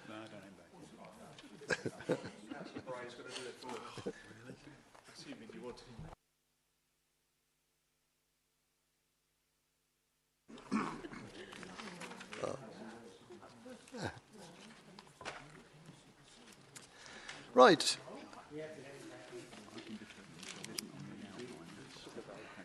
We now move to planning application. It's A4, agenda item 7, and it's 1702080, and this is a detail application, land south of the Crematorium, Colchester Road, Weeley. Kath. Thank you, Chair. Yes, so this application is for the approval of reserve matters following the grant of outline planning permission by this committee in May 2016. So the principle of development for the site for 9 dwellings was established by that grant of outline planning permission. And this is about the detailed matters. They're the only thing to be considered today. So this plan shows the application site. It sits just north of the roundabout between Colchester Road and the road leading off to Weeley Heath and Little Clacton. There's a church just to the north of the site, a crematorium to the northeast, and to the west there's a kennels and cattery. And there's an aerial photograph of basically the same area. So you can see from the photograph that the site at the moment has little vegetation, but the proposed landscaping scheme, which is one of the matters to be considered, will enhance the appearance of the site and also to some extent screen it from neighbouring uses. You'll have seen in the report that the team that manage the crematorium have raised some concerns about the development, but they are mainly issues of principle, which obviously would be dealt with at the outline stage rather than matters of detail. So they were concerned about potential for noise and smell from the houses. So I think they meant barbecues and outdoor activities, that sort of activity, and also the suitability of having a shared access from the roundabout for the housing development as well as to the crematorium. So you come off the roundabout and the first exit off the road is into the site. There's an existing track that runs up the edge of the site that serves the church, so that's all there at the moment. And then that will also now serve, if granted permission, the housing development. A right turn from there takes you into the crematorium grounds, and then there's a way out of the crematorium that runs in parallel, and obviously that traffic meets at this point, makes its way onto the roundabout. Some of the concerns from the crematorium team were about the construction period, and a committee might think that the construction method statement that is recommended to be conditioned in this case might be particularly important here to avoid undue disturbance between the construction of the site and the funerals taking place at the crem. So I'll just take you through a few photographs of the site. That's the existing access. So the person taking the photograph is sort of standing at the entrance to the site. There's existing small brick pillars there. If you go through them and turn right, that's the road that goes around the circumference of the site we're looking at to the church, and the housing site is straight ahead. The crematorium is off to the right. So that's a view back from the same point, looking back to the roundabout. So you would come in off the roundabout, do a left into this site, straight onto the crematorium, and the way out is obviously the other side of that little island. We have had, I think, 4 letters in total objecting to the application. One of the concerns raised was about congestion on this roundabout. The Highway Authority have no objection to the use of the existing access arrangements for this site. They think that trip generation will be low. We are talking about just 9 houses, and so will not have a significant impact on the functioning of the roundabout or the access points. So that's the photographer's taken a couple of steps into the site now and is looking up the track towards the church. So if you follow the track round, there's car parking and then the church, and the crematorium is over the back. Not visible in this view.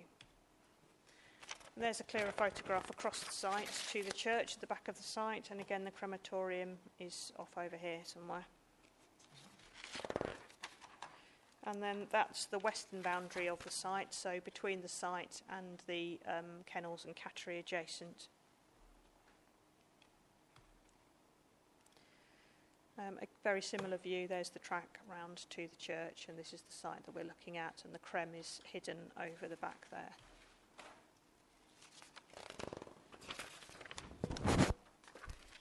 And this is looking to the east, so these are properties that actually front onto Colchester Road.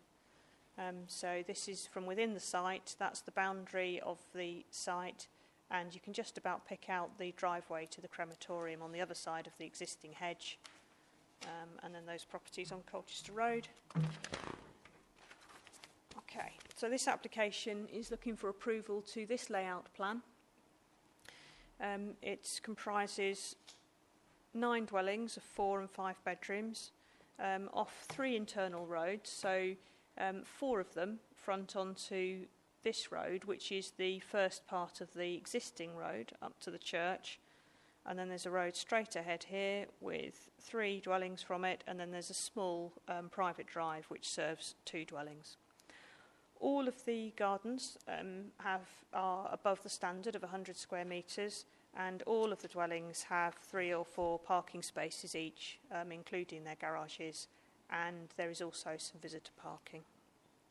There's room here for the turning of a fire or refuse lorry, and you'll see that the houses are all facing outwards with sort of back-to-back relationships, so it creates quite an attractive environment and public areas, the roads and footpaths that are overlooked by the frontages of those houses.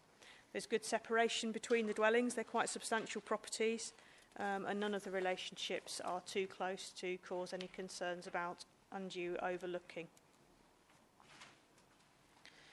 And again, you can see the highways arrangement here. So the main roundabout is down there. Coming into the site, you turn left and then split either up to those 4 or the church, or straight ahead to the others.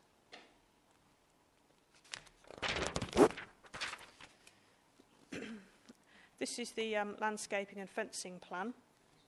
So on the western side of the site, the proposal is to retain the existing hedgerow and also to introduce a 2.5 metre high acoustic fence. Although the acoustic survey that was done didn't find there to be any problem between the kennels and cattery and the site. In fact, it found that the main background noise was actually from the Colchester Road, not from the adjacent kennels use. But nonetheless, the developers have included an acoustic fence as part of the proposal. And then on this side, you saw in the earlier photographs, there's actually quite a good hedge already in place between the site and the road to the crematorium, but there's some more planting to supplement that and further sort of soften that boundary and reinforce that boundary. The Phase 1 habitat survey for the site that was submitted at outline stage confirmed that it isn't a species-rich habitat. And so there was a condition, it's to be conditioned just in terms of the timing of vegetation clearance and also lighting strategy, but no particular species to be concerned about in this case. And then in terms of ecological enhancements, there are proposals for bat and bird boxes, and the nature of the additional planting should also be a positive in that regard. And then we've got the house types themselves. As I said earlier, it's a mix of 4 and 5 bedroomed houses, quite a good level of detailing, traditional materials, and then garages which do meet the standards, so they can be counted in terms of providing parking. And then there are a couple of street scenes there to give you an idea of how they would appear when actually constructed. And the recommendation, Chair, is to approve the reserved matters. Thank you very much. Now, we have a member of the public speaking against the application, Mrs. Carol Bannister.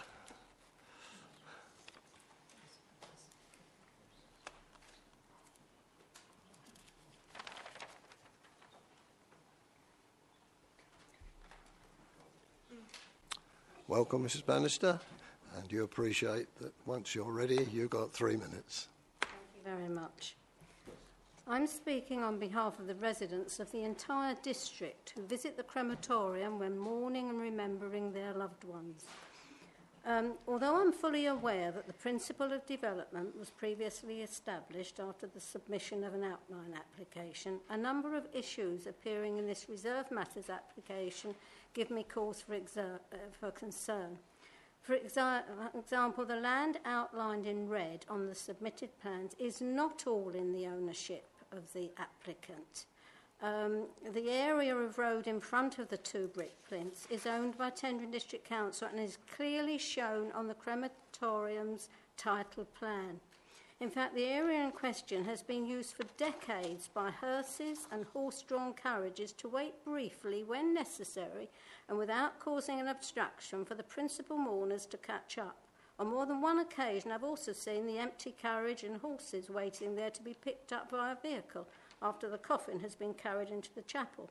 It's vitally important for the smooth running of services at the crematorium and for the dignity of mourners that this area of land remains under the control of the crematorium team. The applicant does not own it, and I fail to understand why the crematorium department was not involved in formal discussions on this and other matters back at the outline stage and before. Time needs to be given for further serious discussions on the matter, and for this reason alone, I'm asking for the application to be deferred in order for both the legal and practical aspects to be addressed. I expected also discussion on whether any measures could be established to avoid potential traffic conflict in that area, particularly when vehicles would be turning right from the new development into the path of traffic both entering and leaving the crematorium. Consequently, I expected to see some diagrams demonstrating how the traffic movement could be safely managed. And I just feel that I was surprised when I discovered that there had been some discharge of conditions, including the transport assessment, which was the only means that the planning department had used to try and consider any problems that could occur in that particular area. Yet this application had not, as is usual, appeared in the weekly application and decision lists, and I don't know why. Now, the noise assessment report has recommended the erection of acoustic fencing along the boundary by the dog kennels, but it has its limitations, and the consultant fails to consider the adverse impact upon future residents' ability to enjoy relaxing and working in their own rear gardens. This will apply particularly to the private amenity space of Plot 1, which is classed as one of the 2 landmark buildings. the kennel owners could lose their licence if residents start complaining. And this layout of 9 large homes needs to be rethought. Furthermore, there's no mention of the traffic which will travel along the narrow road in front of numbers 1 to 4 going towards and from the church. Although Mrs Bignell has mentioned it today, I couldn't see any information in the actual documents. Finally, how many roads in the area are there where residents are expected to employ between them a management company to maintain and operate in perpetuity a surface water drainage system in order to prevent flooding that could occur there and elsewhere, plus also a private foul water package pumping station to connect to the main sewer 200 metres away? I'm concerned that it's the people who live there forevermore who will have to organise the management company's work. Can you wind up? Yes. And just one final question. Could the officer please indicate to me where the location will be of a species-rich hay meadow along the boundary of the south boundary, which will be adjacent to the Crematorium Road? It's mentioned in the ecological survey information. Thank you. Thank you very much.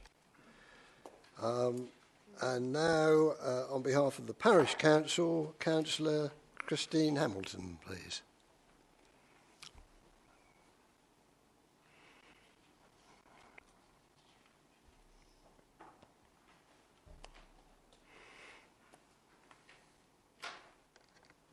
Good evening.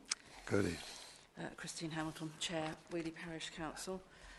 Whilst I realise that this application refers to detail on the already granted outline planning, I have to say that this has to be one of the best illustrations of a proposed development in entirely the wrong place, and I'm surprised that the original application was granted.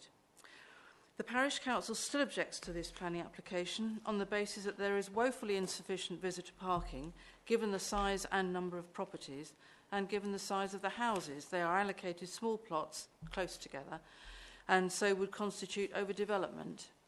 We are also very concerned about the proximity of this development to the crematorium, the kennels, and the roundabout, which all combine to make this development a bad idea. People attending the crematorium, either to say goodbye to a loved one or to lay flowers, etc., expect a peaceful and quiet area which will disappear as soon as the first spade is put into the ground. And children playing in the gardens of these properties during the summer will shatter any peace normally expected in the grounds of a crematorium. We are also concerned that the adjacent kennels, which has been a local business for many years, will be under extreme pressure when these properties are sold on, which may even be sufficient for them to lose their licence. We are not confident that the proposed 2.5 metre fencing suggested to mitigate the noise will work. Given the extremely poor transport infrastructure in the village, the majority of the residents of this development will have to use cars. The roundabout on their doorstep is already constantly busy and is fed into by traffic travelling at the national speed limit. Together with the fact that the B1033 is already congested during the rush hours, will cause frustration and irritation for drivers waiting to exit this development. I was interested to see that there was a technical note supplied by Highways which suggested that there would be a total of 4 two-way vehicle movements in the morning peak and 5 two-way vehicle movements in the evening peak. I failed to see how they calculate that with the number of large houses that are on this estate. However, also, due to the restriction of the road width through the development, any emergency vehicles trying to attend an incident or crisis within the development could have severe access problems. It is for these reasons that the Parish Council objects to this planning application. Thank you very much, Mr Hamilton. And now the ward member, Councillor Bray.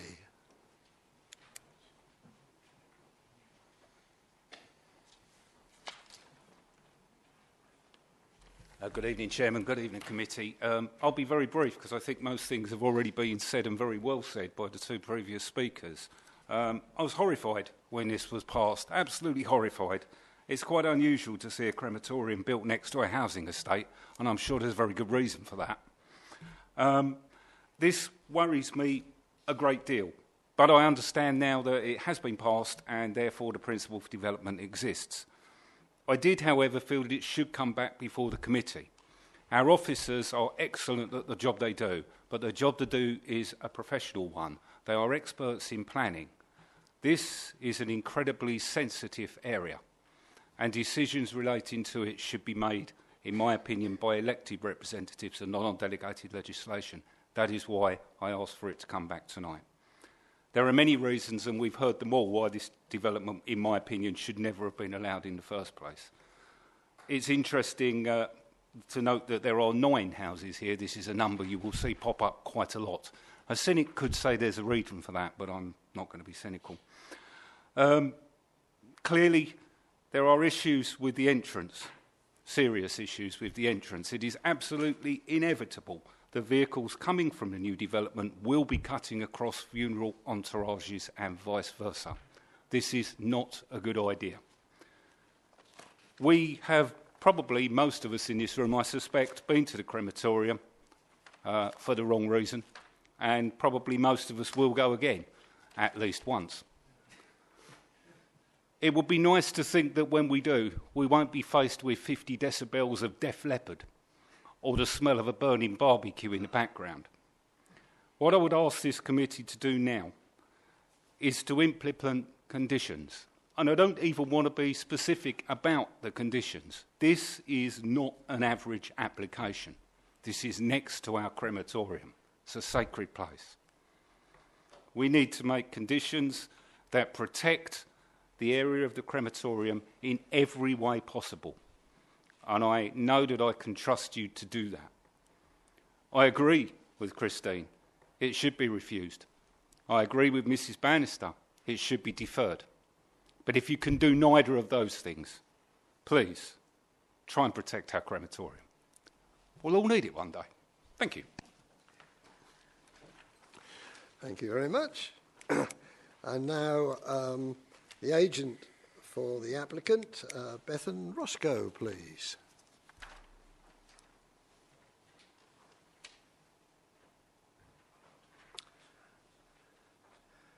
Welcome, and you only get 3 minutes, I'm afraid. Good evening, Chair, members. The officer's positive report and overall recommendation that the current application be approved are both welcomed. This application follows the grant of outline planning permission. Therefore, the principle of residential development of this scale has already been accepted. This application deals only with the outstanding reserved matters. A separate discharge of conditions application in respect of landscaping, ecological management, transport and noise has already been approved. Of the representations made, many cover issues relating to the principle of development, which are not therefore relevant at this stage and should not be taken into account when determining this application.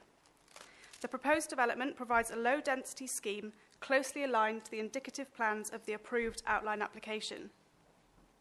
The proposed dwellings are located within ample-sized plots benefiting from private garden space, each of which is in excess of the minimum 100 square metres required by adopted planning policy. This is acknowledged within the officer's report, which also highlights that the layout would not appear cramped nor out of character in this location.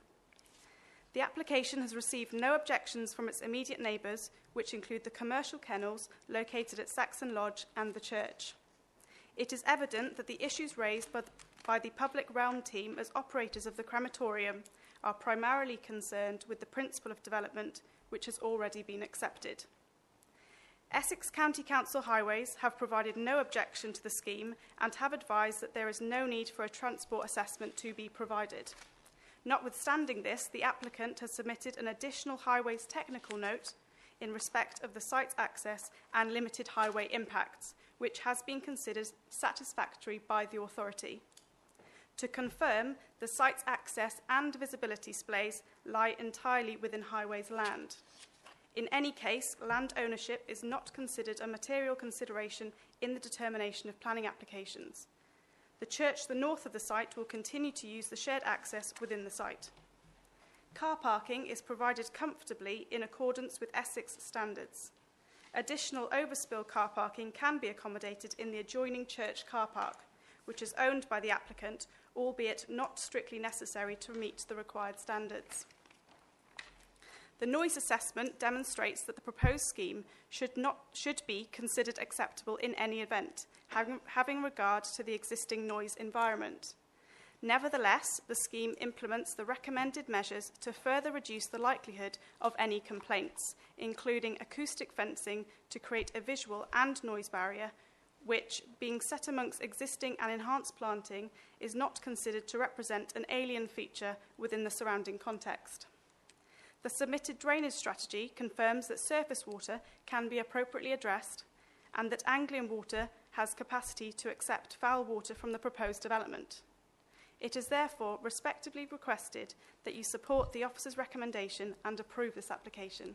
Thank you very much. Thank you very much. Officers to come in? Thank you, Chair. First of all, I must apologise that Mrs Bannister did write to me yesterday with a series of questions, and they're actually on your update sheet, but I forgot to draw attention to it at the beginning of the presentation, so my apologies for that. And so just very quickly to take you through those, although I think Mrs Bannister did cover the points herself. There was one about ownership, and that's querying whether the applicant owns all of the necessary land or rights of access. And as is always the case, if they don't, then that's an issue that will need to be dealt with separately. It's not a material planning consideration. Secondly, there's a point about transport, and really just to say the county's council's technical note on the highway matter concludes that the increase in traffic generated by this development would have an immaterial impact on the highway network, and in any case it does have outline planning permission. In terms of drainage, as the agent just said, an indicative strategy has been submitted which shows various methods for dealing with the surface water runoff, and that will be dealt with in detail by building control. And in terms of foul water, that would go straight into the main sewer. And then lastly, the acoustic fencing and the limitations of that. The survey that was undertaken obviously made a recommendation about that, but also noted that actually the main background noise in that area is from the road rather than from the kennels. So apologies to Mrs Bannister for me overlooking that earlier. Councillor Holmes. Yeah, can you flip that back to where the entrance to the site was shown, please? No.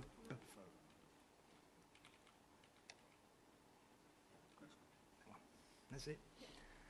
There's two of them brick pillars there, and I asked the agent whether they would be remaining, and I was told certainly that they wasn't going to be there, because that particular bit I don't believe is wide enough for two vehicles to pass. Probably is just, but they're going to be removed, so that was my main concern. Thank you very much. Good job. Yes, Councillor Turner. Thank you, Mr Chairman.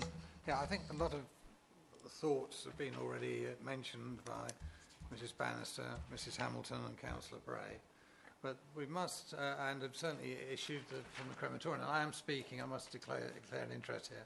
I was portfolio holder in charge of this for 4 or 5 years, and I'm aware. But it doesn't matter, if you go back to, Mrs Pickman, would you mind going back to that's it, lovely. Where you see the entrance, near the entrance to the crematorium itself, further up, there, right? That was actually made by the church to allow access for their car park, because we were trying to come to an arrangement I mean the crematorium and that service, with the Church of Latter-day Saints, to be able to use that as overspill for the crematorium. Unfortunately, no arrangement or an agreement was come to, so hence the fact you've got the overspill now behind the Chapel of Rest. And so that is why that's there. So I sincerely hope that will be blocked off. Could I have assurances? That's one question. That should be blocked off, or we will otherwise all open spaces would have the right to block it off.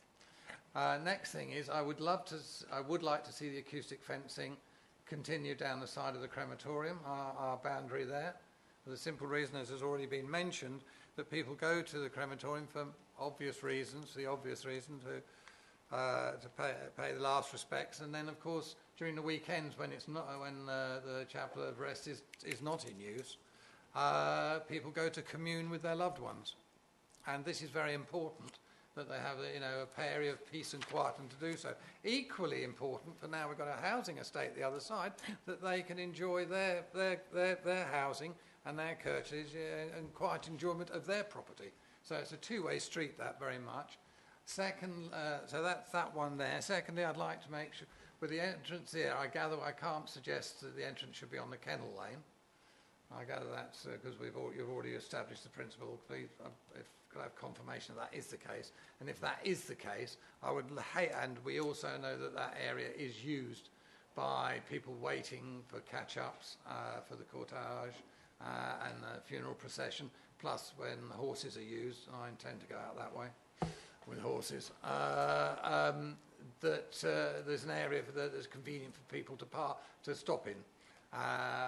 And so I'd hate to see gates put there, so I'd love to make sure that at no stage in the future can this development become gated that way. The other thing you must remember is our crematorium 4 years ago gained the first green flag for a crematorium grounds in Anglia, and it's maintained it and kept it.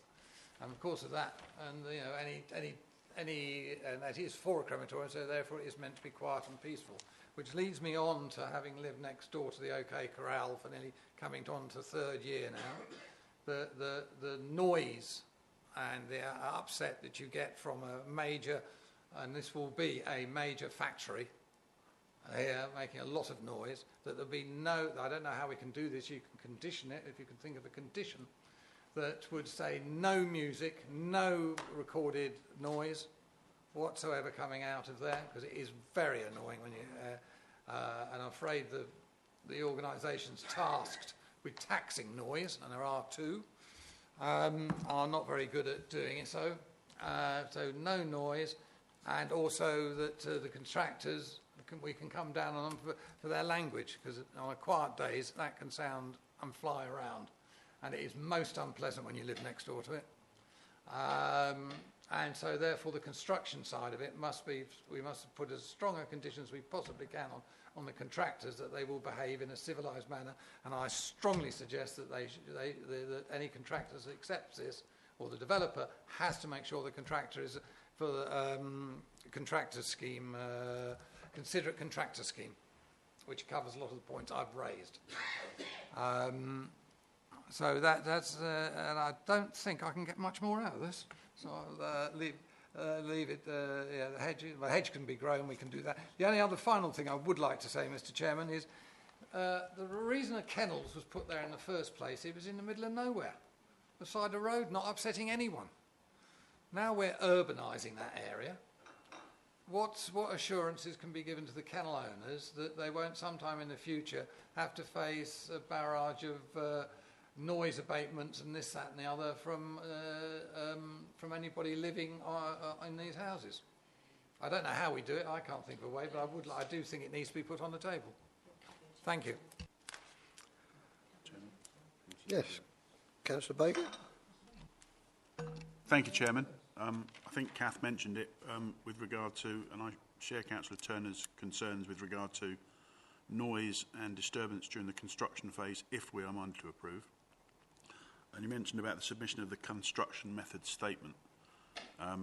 Obviously that's going to have to be very robust, and it's as it normally is, Monday to Friday certain times, Saturday up until 1 o'clock, Sunday not at all. I would like to see, if we're minded to approve, that there be no working on a Saturday. Monday to Friday, fine, but Saturday and Sunday is when people go to see, visit, however you want to word it, and I wouldn't want their peace to be disturbed on a Saturday with construction work. So I just wonder if that can be added into or taken out of the construction statement, and that whatever is agreed on that submission, construction method statement is very, very robust and monitored. Thank you. Right. Other speakers? Right. Wait. Yes, okay, yes, be handy. Thank you, Chair. Yes, the two councillors who've spoken so far raised a number of points. I think Councillor Turner knows the answer to the first point. It was about can we condition blocking off the entrance that was made up there. That's outside the application site by some way. It's not part of this proposal. It's not related, so I think that was something that would have to be dealt with some other way. Acoustic fence along the crematorium boundary. It's not something that's being proposed at the moment. The only acoustic fence that's being proposed is here to deal with the potential issue with the kennels. And that's obviously noise from the kennels impacting on the prospective residents of the development. The purpose, I think, of the acoustic fencing that Councillor Turner is proposing is the opposite. So it's a potential for noise generated by the residents, I think, to mourners at the crematorium.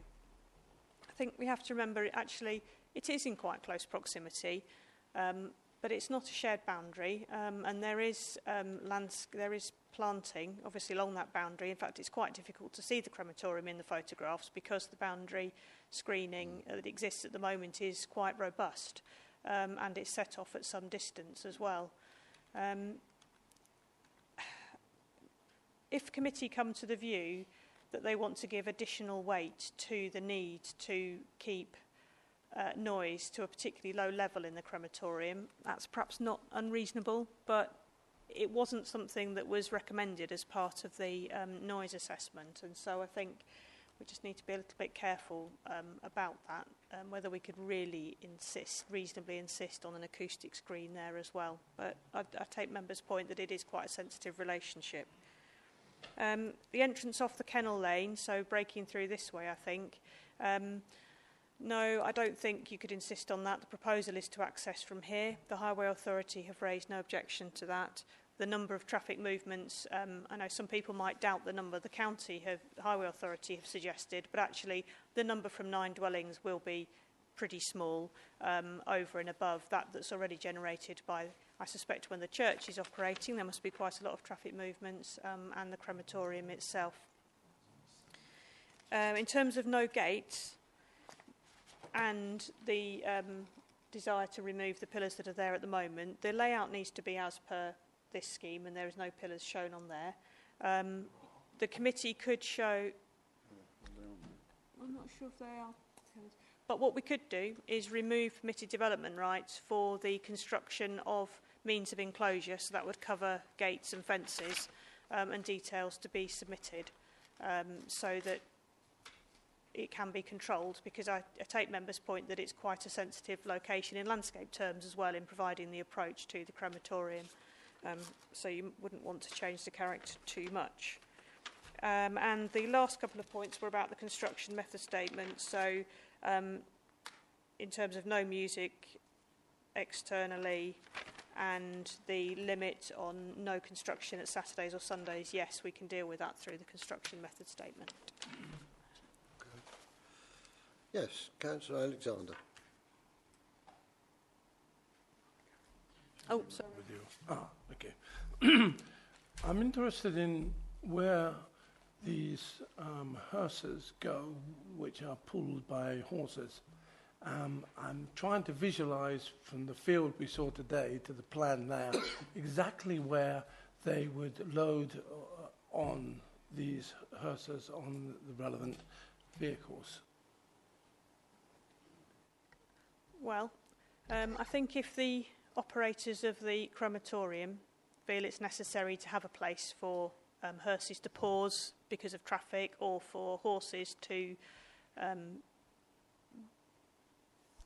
take part in the procession and sort of be released or to be put into their boxes, then that's something really that the owners, the people running the crematorium, will need to consider. If that's currently happening on land in the control of people at the crematorium, then that's fine, isn't it? Then they control that land and can carry on doing that, or can make alternative provision.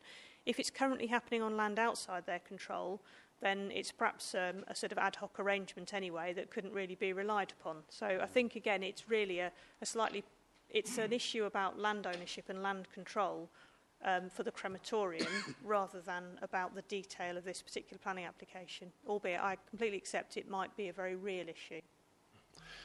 Okay, thank you very much indeed. So, at this moment in time, you don't know yourself where the loading of these hearses and heavy horses takes place, whether it was in the confines of the ground of the crematorium or on this parcel of land that we have in front of us here for development. No, I mean, anecdotally, like other people, I've seen hearses pull up, wait, horses unloading out of boxes. But what the basis of that arrangement was, I couldn't confirm.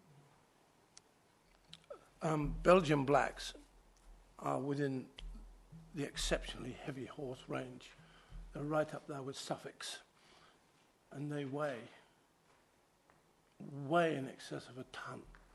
So the vehicles that they require, the floats they use, are normally reserved for cattle, where they would carry large amounts of weight.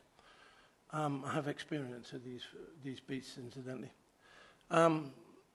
So that's one part of it, and then the other vehicle would travel, I think they travel on low loaders or inside, so there's quite a substantially large vehicle possession just to pick these guys up and to take them away. Surely we have a right to go to our final end in any way that we see fit and proper to our family who need time to grieve and to get over this. And that is something that's bothering me again with another application like this. I would like to know exactly what that arrangement is for loading and unloading these hearses and horses. I think it is difficult. From what I didn't appreciate that they went on there to load or unload at the present moment, but it seemed to me that they're probably trespassing when they do. But it isn't part of this application, and this is a detailed application when we should be looking at the types of houses in particular, because the principle has already been agreed. And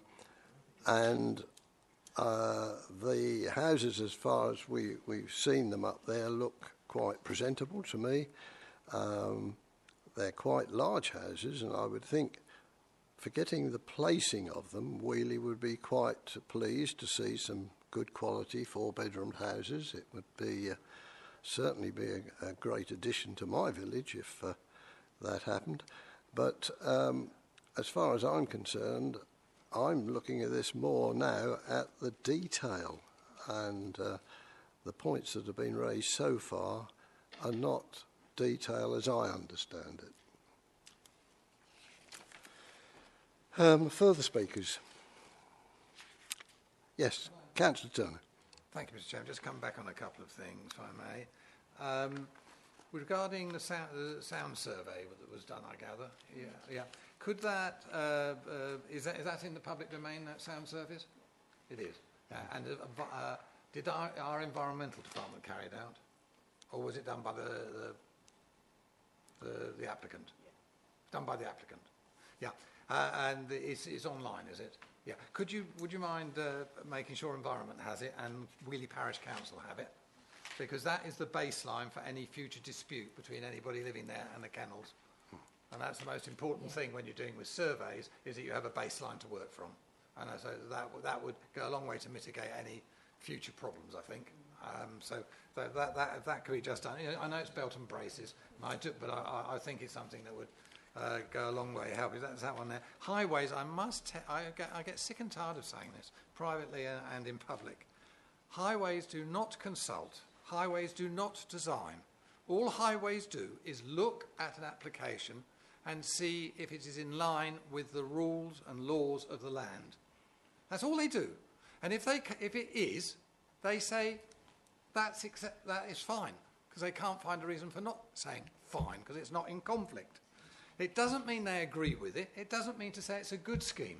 It is merely an opinion stating that it doesn't conflict with the guidelines and laws of the land. And so on that point, I think you've always got a very good, as Councillor Everett said in the earlier this evening, that is the point. It is an opinion. Usually a jolly good opinion, I may add, a very fine opinion, but not always, is not a tablet of stone.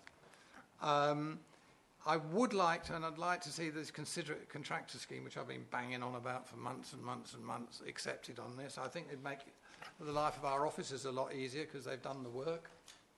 And it's certainly something I'm pushing for through the district plan, that it becomes part and parcel of any construction, as is in London. You cannot construct in London without being a member of the considerate contractor scheme.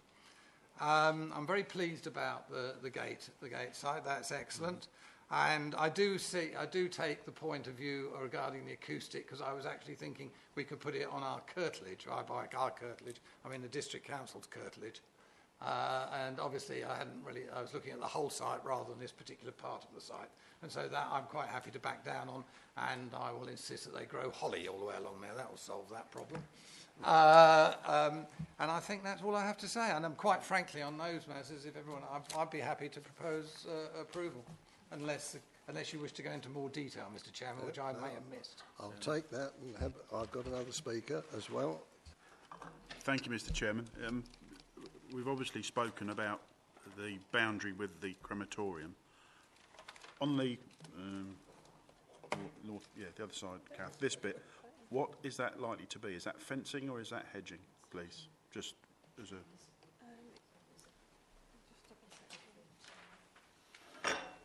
And I'm quite happy to second Councillor Turner's proposal, Chairman.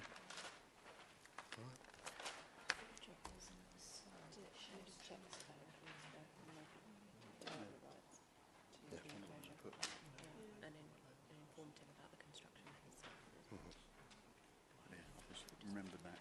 Yeah. Make sure it's in there. I think that's got it written down.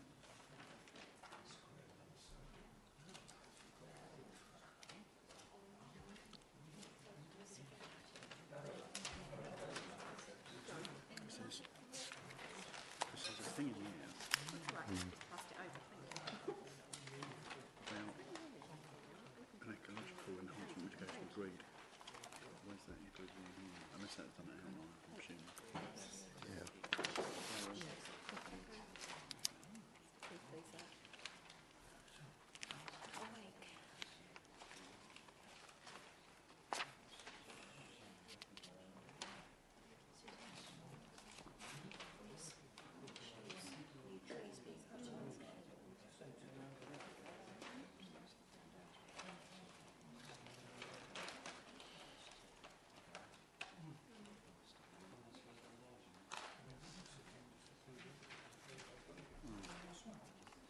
Says here, soft landscape to supplement existing perimeter planting.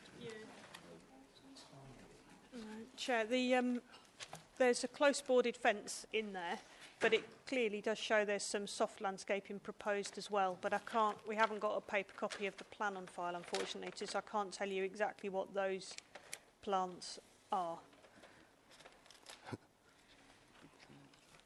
But yes, and that's the denotation. It's clearly much broader than just a fence, but there is a fence in there, but it's obviously to be supplemented with some soft landscaping as well.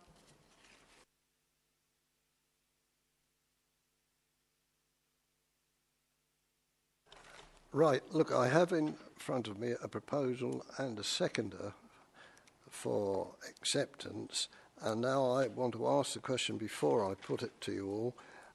Does that include the removal of development rights? That was one of the subjects that came up under discussion.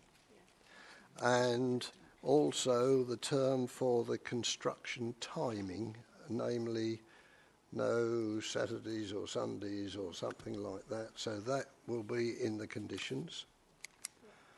Have I missed anything else that ought to be in the conditions that's been discussed? Could I just clarify one point, which just occurred to me? I hadn't written it down, so my apologies, is that all constructors and constructing equipment must be kept on site.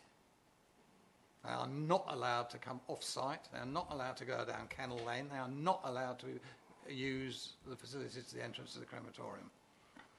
They have to be kept on site, which is one of the things the considerate contractor scheme says and is standard fair in London. You cannot park off-site. I mean, you know, we only have to, all of us can see it now in our own areas. I mean, especially cycling. Well, you don't need to cycle here, but I mean, I had about about 200 yards to cycle uphill across 12 vehicles up Second Avenue. It makes life so. Otherwise, we must not allow this to affect absolute minimal effect on the workings of the crematorium. Can that be put in the construction method statement? Yeah. Yes, excuse me. So we'll have a condition for the construction method statement. We can put an informative on to direct them particularly to the considerate constructors thing, but we don't have a policy that requires that. So I think we can point them, we can point them in that direction, and we can make sure that there's areas within the site for compounds for storage of plant and for parking of contractors' vehicles. Right. Councillor Benderson?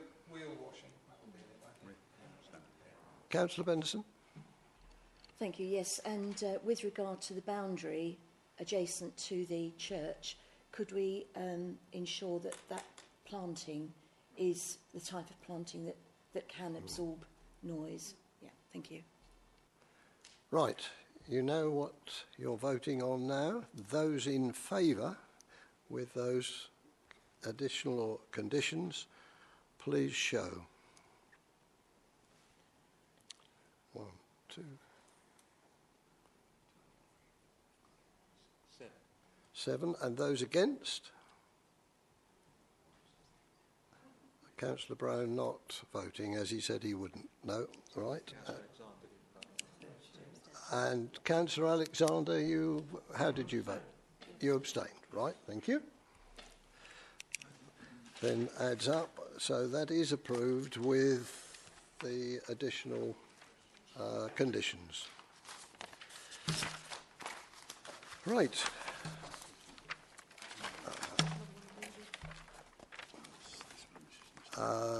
We remain in the parish of Weeley, and this time it's planning application 1701955 outline. This is at Rainbow Nurseries, 23 Colchester Road, Weeley, and it is for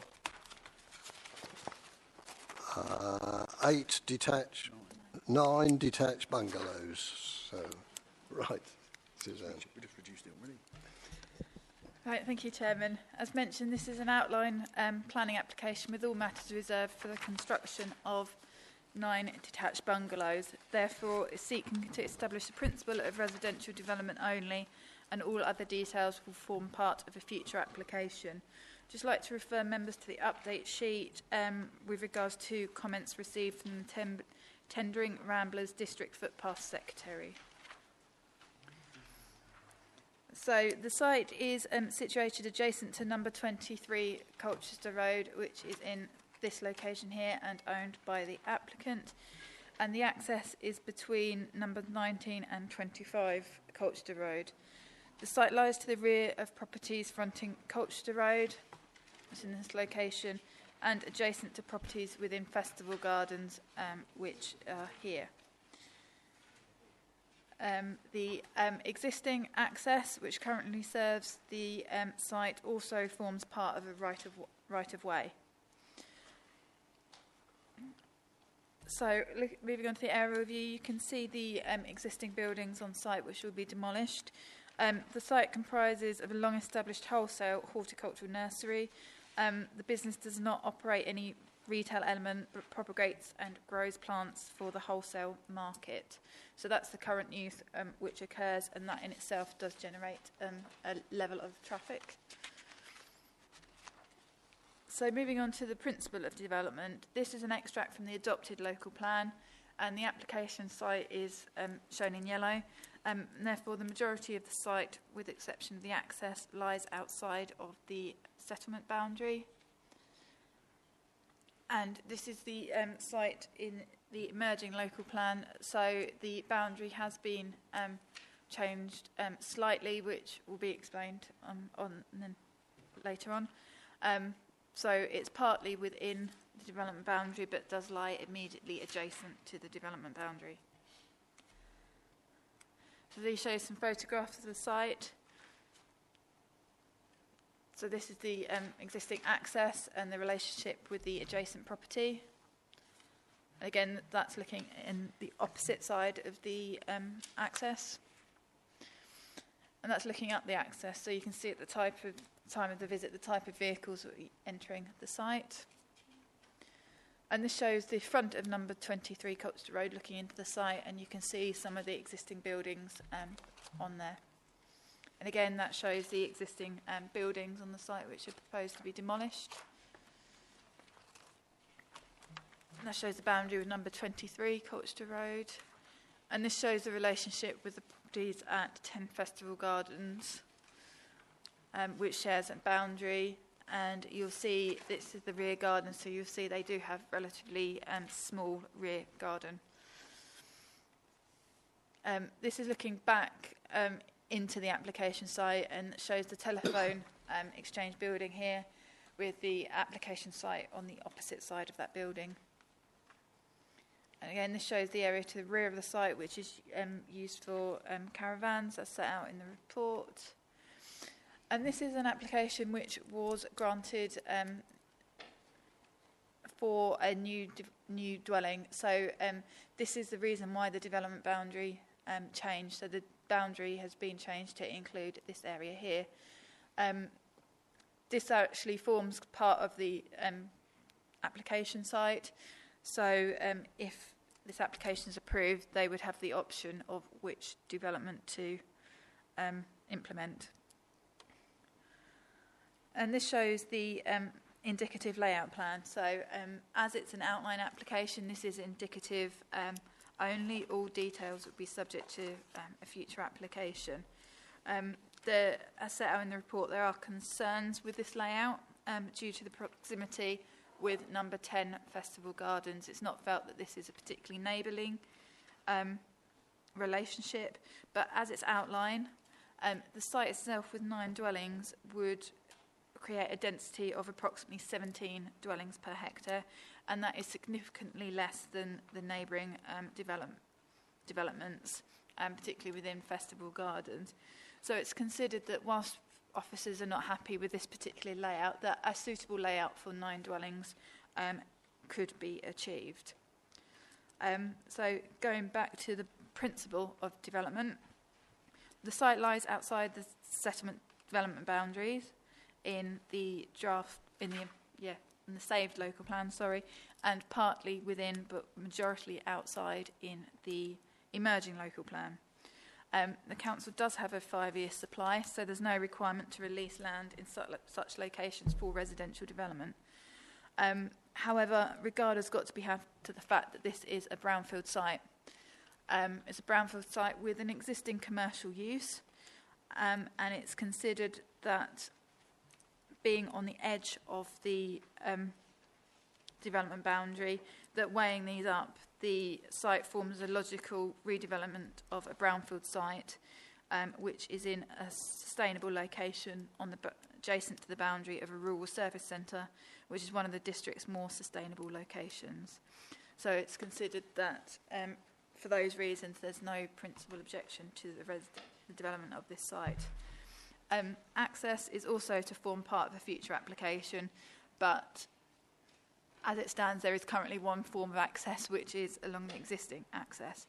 Highways raised no objection to this on the basis that the proposed development would constitute an improvement to highway safety in comparison to the existing use of the associated traffic movements that occur at present, and therefore the application is recommended for approval subject to the conditions set out in the report.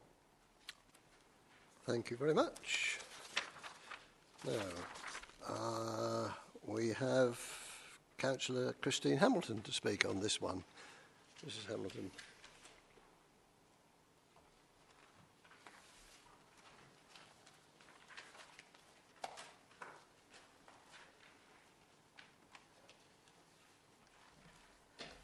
Good evening again. I read in the local paper this past week that the Planning Committee are already minded to grant permission, but I won't be discouraged, but I will be brief. The Parish Council objects to this planning application on the basis that it amounts to backland development. It's outside the settlement boundary. It's overdevelopment of the site, and the houses are not required in the village, as TDC has already demonstrated. We have our 5-year supply, even though the applicant's agent, Stanford, disagrees. May I point out that the planning statement prepared by Stanford refers to the address as Thorpe Road, when in fact that stretch of the B1033 is in fact Colchester Road. An important issue is, of course, the access and egress onto the site, which is not wide enough for 2 vehicles to pass, even though the agent has given a detailed assessment of the types of vehicles currently using the road and the times and number of journeys that these vehicles presently make. The potential increase in traffic created by 9 properties throughout the day will make this a potentially hazardous right-of-way for its many walkers. This, of course, is in addition to any touring caravans wanting access to the caravan site at the rear of the planned development. It should be noted excuse me, that for each of these 9 properties there is only 1 garage and 1 parking space. There is insufficient visitor parking, and emergency vehicles will be challenged if access is needed. Access from the entry road is a sharp left-hand bend with a consequent severe restriction on the ability to see oncoming traffic in either direction. The access road also leads onto the B1033, adding to the already overloaded thoroughfare out of the village. Because of a single track width of the access road, vehicles wishing to enter the development from the B1033 will have to wait if someone wishes to come out, which could be a real highway hazard. This is not a sustainable development, as has been quoted in the planning statement. We have a woefully inadequate public transport system. The primary school is oversubscribed, and the doctor's surgeries are no longer taking new patients, as had been stated before. And as already stated, this site amounts to overdevelopment of the site, and the houses are not required in the village. May I just add that in their planning statement, Stanford also talks about Weeley and Weeley Heath being 2 conurbations. And the definition of a conurbation, as far as I'm aware, is an extended urban area, typically consisting of several towns merging with the suburbs of a central city. While there are some who may want this to be the case, I'm pretty sure that the residents of Weeley and Weeley Heath would prefer the use of the word village as a description which carries a definition: a group of houses and associated buildings larger than a hamlet and smaller than a town, situated in a rural area. We ask the Planning Committee to re-evaluate this application. Thank you. Thank you very much. Now I look to Councillor Bray if he wishes to speak on this one.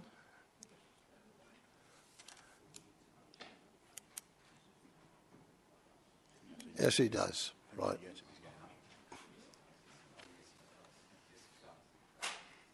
Thank you, Chairman. The only problem with this one is to know where to start. Well, first off, Chairman, I note the number of houses applied for here, or bungalows in this case, is 9. Sure, I may have mentioned that before. I don't want to be cynical about it, but it's 9 again. Okay. What's wrong with it? Yes, it's backland development, and it's silly backland development. Could you possibly bring up the photograph, the aerial photograph for me, which I think makes it really, really clear just how ridiculous it is. There's nothing quite as good as that photograph of doing that. There you go. That's one of its problems. It is, as you rightly say, mostly outside of the boundary, and I'm really starting to wonder why we bother at Local Plan Committee creating boundaries, because nobody seems to take any notice of them. Perhaps we should just get a big rubber and rub them out. What is the point of a boundary if we continually ignore it? And we keep on doing it. So that's number 2 problem. Number 3 problem is the comments put in by the regeneration team, and you'll find those on page 62 of your agendas, about 2/3 of the way down. And the regeneration team say the regeneration team do not support this application, but is unable to make a full comment due to the lack of information provided in the documentation. Bit concerning that they don't feel they can make a comment, but we feel we can approve it. There's no supporting evidence of the site ever having been marketed to gauge if any alternative horticultural business would be interested in taking it on. As I said a moment ago, I sit on the local plan committee, and houses are important for the local plan, but actually so is employment land. That needs to be on there too. This is already employment land. It is a functioning business. It is a struggling business, but it seems no effort's been made to attempt to replace it. And then we come on to the really silly one. The single carriageway road. a single carriageway road which runs, by the look of that photograph, the length of 5 or 6 houses, down which vehicles must exit and enter onto the main Colchester road running between Weeley and Walton. Brilliant idea. I'm really not sure who thought of that. I think in the first one we looked at tonight, the first proposal, there was an awful lot of conversation about paths and roads. And I should point out that on the right-hand side of that, which nobody seems to have noted, if you look at the red line to the far right, if you keep going up from the road to the very top of that photograph is a public footpath running along the side of that road. And I note that the Ramblers Association made a very late comment. The developer will need to ensure that a safe, usable path open 24 hours a day is available at all time whilst the work is carried out. It'll be interesting to see how they're going to do that with a single carriageway track. This path will need to be 2 metres wide. I'm not sure if the road's 2 metres wide. And I would suggest that the removal of the hedge on the eastern side of the access road to accommodate this, or perhaps a few houses, who knows.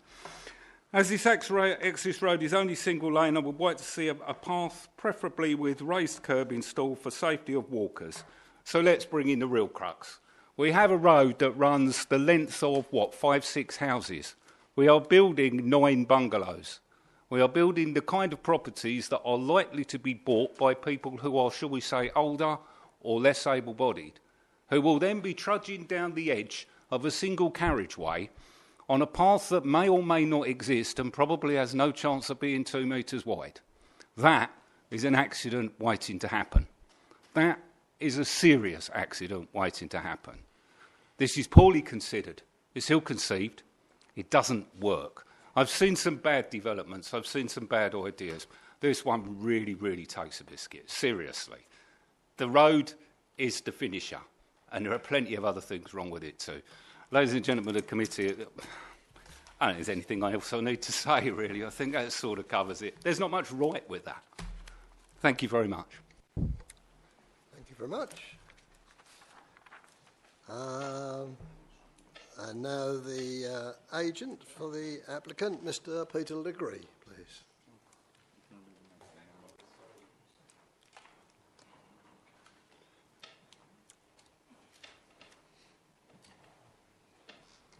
Good evening, Chairman, members.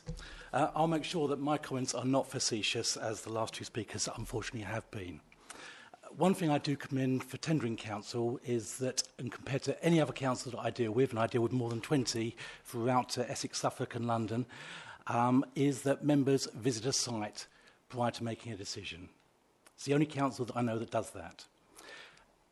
Members will have seen the site today and will have seen that the road is not 2 metres wide, it's not 3 metres wide, it's actually 5.9 metres wide. It's actually on your report. So it's a shame that, that certain councillors do not read the report fully. But I'll go beyond that. I won't stoop to that level. What I would say is that the Parish Council on the previous application expressed concern about large 4 and 5 bedroom detached houses being located against commercial uses. This scheme is the opposite. It's 3 bedroom bungalows that are required, and it removes a commercial use from a residential area. This commercial use has been at the site for a considerable number of years. Over those years, it's seen the development of Wayland's Court, which is the Wayland's Drive, which is the former restaurant on the site, and Festival Close. Those developments have come up close to this site. This site involves 40-ton lorries coming from Holland daily, arriving at 4 a.m. in the morning, going along that public footpath, that 5.9 metre wide road, together with the numerous other vehicles, commercial vehicles that the site uses and generates. Members would have seen the nature of that activity and the close proximity of those houses that have been built, have been granted by the council close to this site. So there are difficulties with that. But equally, there are difficulties with the nature of this business. They can't, or if they were to expand, they will need to expand considerably up onto the field to the north of the site. My clients are looking at alternative sites. There's a suggestion, a comment about the employment. They do wish to downsize, but to find the niche market, the particular nature of their business as a trade retail outlet for plants, and they are looking at other sites in which they can relocate in the district the site in Tendring, which they're looking at the very moment, in order to keep their business local. But this site is no longer suitable, and the nature of their business is no longer suitable for it. It's an unusual site, but the scheme that we put forward is not excessive in number of dwellings. It's 17 dwellings to the hectare, which is pretty low. We believe that the design and nature of the scheme is sympathetic to those houses or those bungalows that have been built adjacent to the site. There is permission already for one dwelling on the site, and there is the ability for the applicant to convert the farm buildings into 3 other dwellings. So, in effect, you're looking at an additional 5 dwellings from what the applicant can already do, what he's entitled to do. So, unlike the comments that you've heard earlier, this has been very carefully considered. There are perhaps 1 or 2 question marks about the layout of the scheme as being suggested by the officers, but the layout that you saw before you is purely indicative. We believe this is the right scheme for the right site, and I would also draw your attention to the number of appeal decisions that are going through the system at the moment. Regardless of your council's statement about 5-year housing supply, the planning inspectorate is taking a very different view towards sites that are adjacent to settlement boundaries in relation to the out-of-date local plan. So we believe this is an appropriate scheme for an unusual site. Thank you very much. Thank you. Right, councillors, over to you now. Let me put one question to the officer, and then she might use it as part of her reply. As I understand it, we saw a dwelling this morning that has got planning permission on, and that is at the bottom of this site, and that would have to be demolished. It's a wooden frame thing, it looks like, anyhow. Are we talking about 9 new houses, including the demolition of the first one that's got permission already, or are we talking 8 additional and the one that is already granted? So the development is, this is the area where the additional, So we're yeah. So this is the area where the additional one, has permission. Yeah. So you're looking at 9 in total. 9 in total, not 10. Yeah, 9 in total. Right. When we were on site, I gather they've got permission there for 1 unit. Yeah. And they're looking now to possibly make that into 2 units. I heard that. And if that's the case, that would turn this into a 10 development, would it not? That's my point. No, so they've got permission for a dwelling shown in this location. Yes. That is approximately this location here. Yeah. So there is, the application is for a total of 9 dwellings. Sorry, could you just be more precise? Mr. Chair, could you be more precise on that, please? Yeah, that's it. So that site there, so to the, we take the bottom left, where it's in green. Yeah. Yeah. You just bring your cursor down. Can I go down bottom left. Thank you. Yeah, where it says green, is that possible to be turned into a site for a dwelling there as well? Or if they made their present planning permission, if they ignored their present planning permission and split that site in 2, that would be 2. Right. And if that is the case, that would be 2, 3, 4, 5, 6, 7. Oh, we're still back to 9. Yeah, so the point is they actually can't, if permission is granted for this scheme, this cannot be implemented. Yeah, I see. So they have a choice of one or the other. I see. So the total is always going to be, it's going to either be 1 or 9. Thank you, Mr. Chairman. Good. Other point. Oh, I didn't give you a chance to sum up first on the speakers we've had. Would you? Is there anything you wish to comment on? Right. Okay. Right. Then, councillors, it's open to you, Councillor Everett. Thank you. Can you tell me what is the current status of the new local plan? How much weight are we meant to be giving it, please?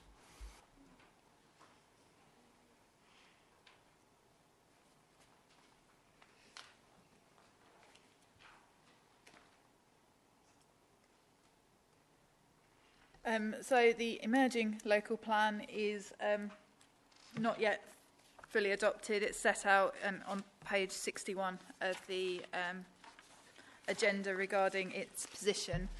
So we can't give it full weight, but some weight should be given to it, given its sort of status.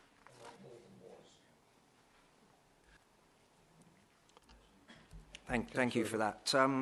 So within that local plan, policy PP6, employment sites, has quite a large amount of detail around what will be acceptable or not. And it says the Council will seek to protect existing employment sites as set out in the Council's current employment land review.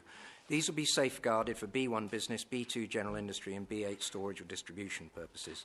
Proposals for non-employment uses of these sites will only be considered acceptable if they clearly demonstrate that the alternative uses, and it gives a whole list of them, but then it goes on to involve a vacant building for which there is clear and robust evidence of prolonged marketing with registered commercial agents at a reasonable price to demonstrate that there is no realistic prospect for continued employment use. So the comment made by our regeneration team is basically saying, we ain't got any evidence of that, so how can we pass this, please?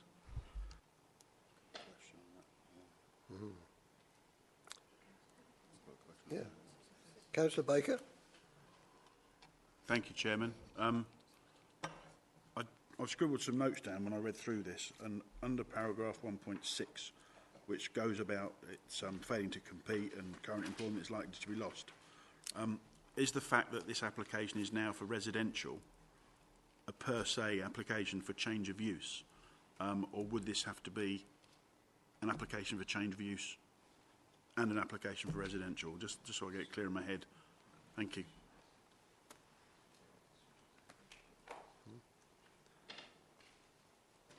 Two questions. Any further before we ask Suzanne to answer those? No? Right. Then to Suzanne. Right, okay, so just to come back on those 2 points. With regard to policy PP6, it does refer to employment sites as set out in the Council's employment land review, and this site is not set out in the employment land review. And in terms of the change of use to residential, this application would cover the change of use.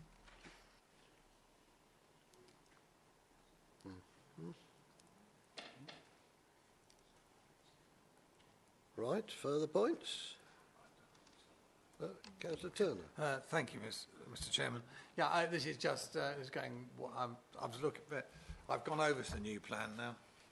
I think the weight is greater on the emerging plan than it is on the existing or the dead plan, the Dead Sea Scrolls. So I've gone over to that, and I was looking at the backland development in particular, and you could certainly argue and get refused, I think, on that. 5.84, page 151. Oh, hang on, let's get this right. 125 of the draft, 151 on my document. There must, where it says there must also be proper means of access to backland development, which is safe and convenient for both drivers and pedestrians, with a turning area where necessary to avoid the need for vehicles to reverse onto the public highway. Now, I did notice today as we were up there, if you look at number 23 up there, just above that, there was a good turning circle and people coming in there. I was pleasantly surprised after reading the papers how wide that road is, because I can think of one in my just above my ward where some years ago we did it and it was much narrower. But it has not quite as long. But there is no turn, so, and I know this is an indicative plan, but it'd be very difficult for a driver coming around the top corner to be able to get out of the way of anybody coming up, and that is going to be a point of conflict. So that bungalow immediately above 23, I think you'd have to make that a much more of a wide open space there. But that's, but But I'm going to follow. I'm in two minds on this. So because I have got having been in a situation that I believe this business is in. I have been in there myself, and I had to go to appeal to get a change of use. But all I will say to the applicant is this: in the time I did it, the prices went up another 25%. So I was very.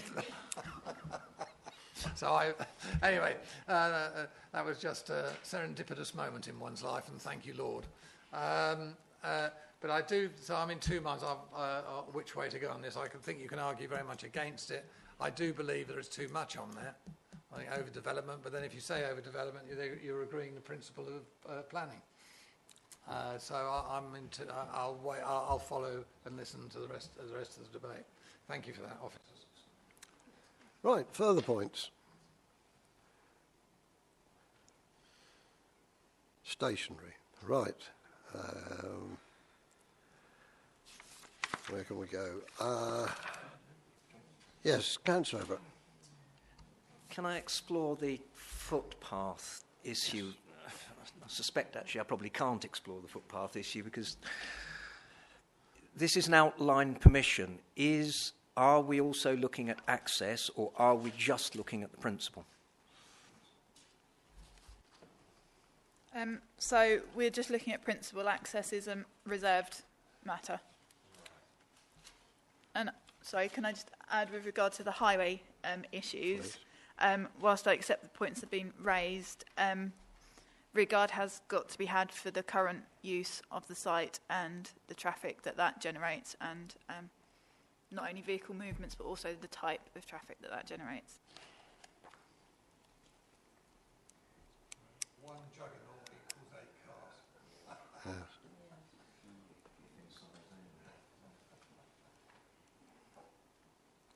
Yes, the traffic thing did worry me as well, I have to say.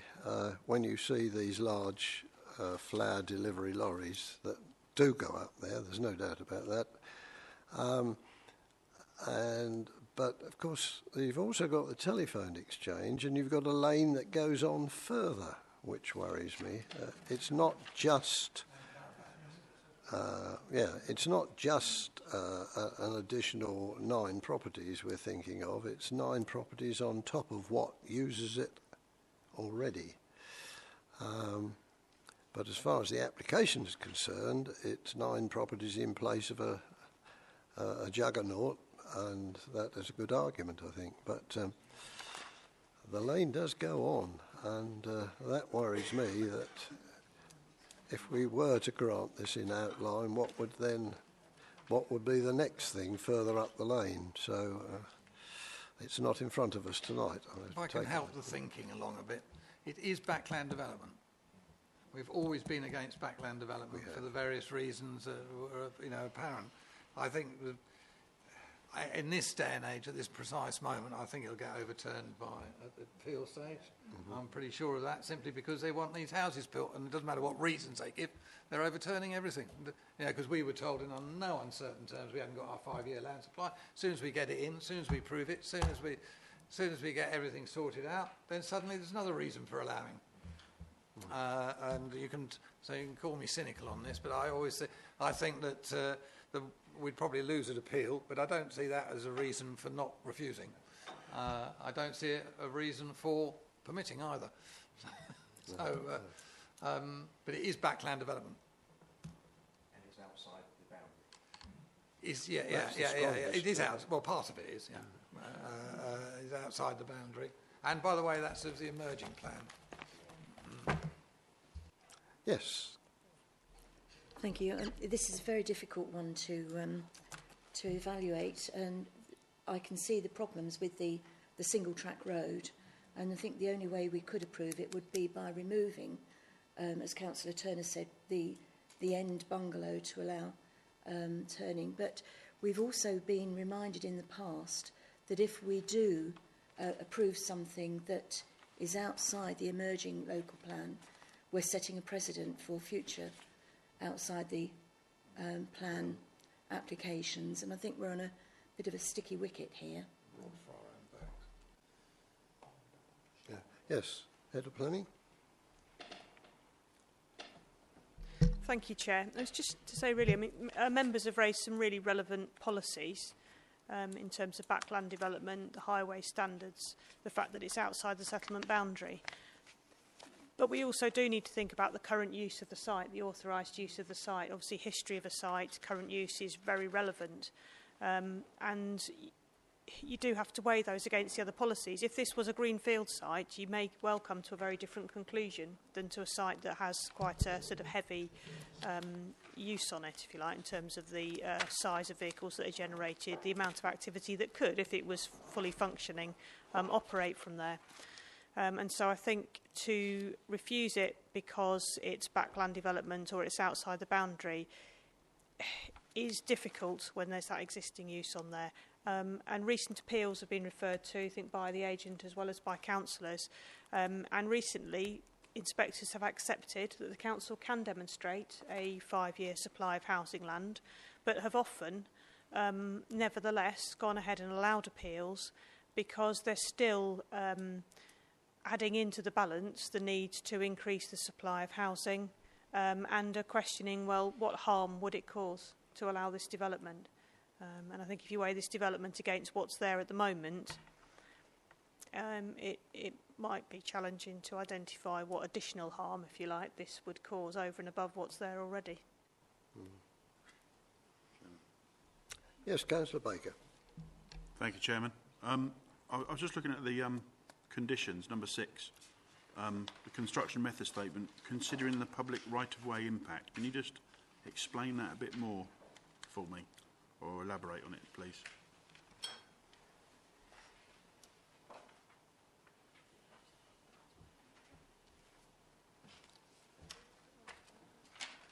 It's condition 6 at the top of page 61.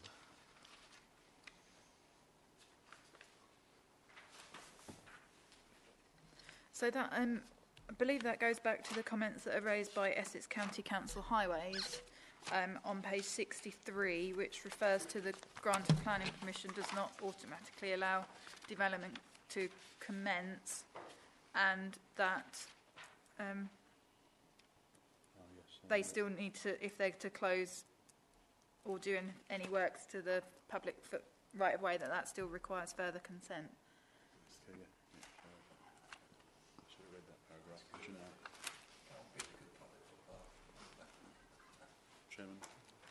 Yes, Councillor Everett. I might be able to help here, actually. The development and public rights of way stuff from Essex County Council has a diagram of what to do through planning applications, and it's got advice. LPA should not attach conditions, permission, blah, blah, blah. But the important bit here is a standard informative must be included on the planning permission. Works across the definitive line of the path cannot commence unless or until the diversion order has come into effect, because that's referring to other legislation than we are dealing with. That might help there.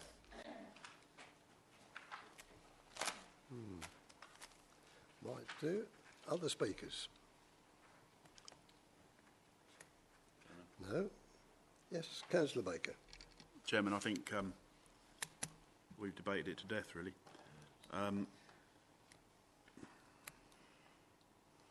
I propose that we go with the recommendation that the officers have put. Others may disagree. All right. Yeah. It is for the agreeing outline permission for 9 dwellings. Can we reduce that number by any chance? No. Can't do anything, can you, really?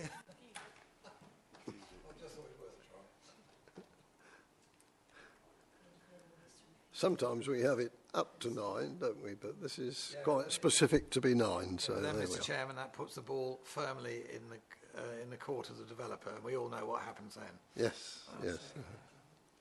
All right, I have a seconder in Councillor Holmes. I have a proposer, I have a seconder. The method statement of the public right-of-way, has that been satisfied now? It has, right. Any other points that anybody would like to put in, Councillor Turner? Yeah, as I was saying about an area, turning area, near that's too far up on this indicative plan. And also bear in mind, the other question I was going to ask before we go to the vote, if I may, Mr. Chairman, is bearing in mind, as you quite rightly say, there is a lane, and we've now, if we are mindful to approve, we're going to be establishing the principle of development outside the village envelope. How much further outside the village envelope is considered outside the village envelope acceptable? Yeah. How long's a piece of string? Well, I beg to ask the question. Yeah. It would be a begging question. Yeah, yes. Well, so in other words, yes. So they can go on developing. Yeah, yeah. My fears were this business is not at the right place at the present moment, but of course the applicant does own land further along, and would that move just up the lane and then we're back to traffic problems again? But that's not in front of us tonight, as I'm always told, so can't consider it. Right, well, I have a proposer and a seconder. Do the officers wish to add anything before I take the vote? They don't. Right, in that case, you've heard what the proposer and seconder is. You've heard of all the problems about it, but those in favour, please show. 1, 2, 3. And those against, please show. Is the rest abstaining? Because if there is, that means that it is granted. It is granted. On 3 votes. So, I think we all. Thank you. Yeah. I think, councillors, we've been going now for very nearly 3 hours. It's time to have a comfort break. So, if you like, 4 or 5 minutes.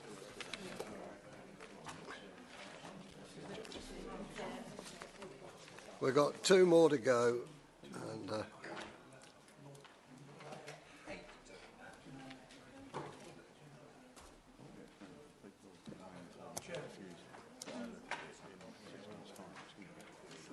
yeah, that's what I've announced. If you weren't listening.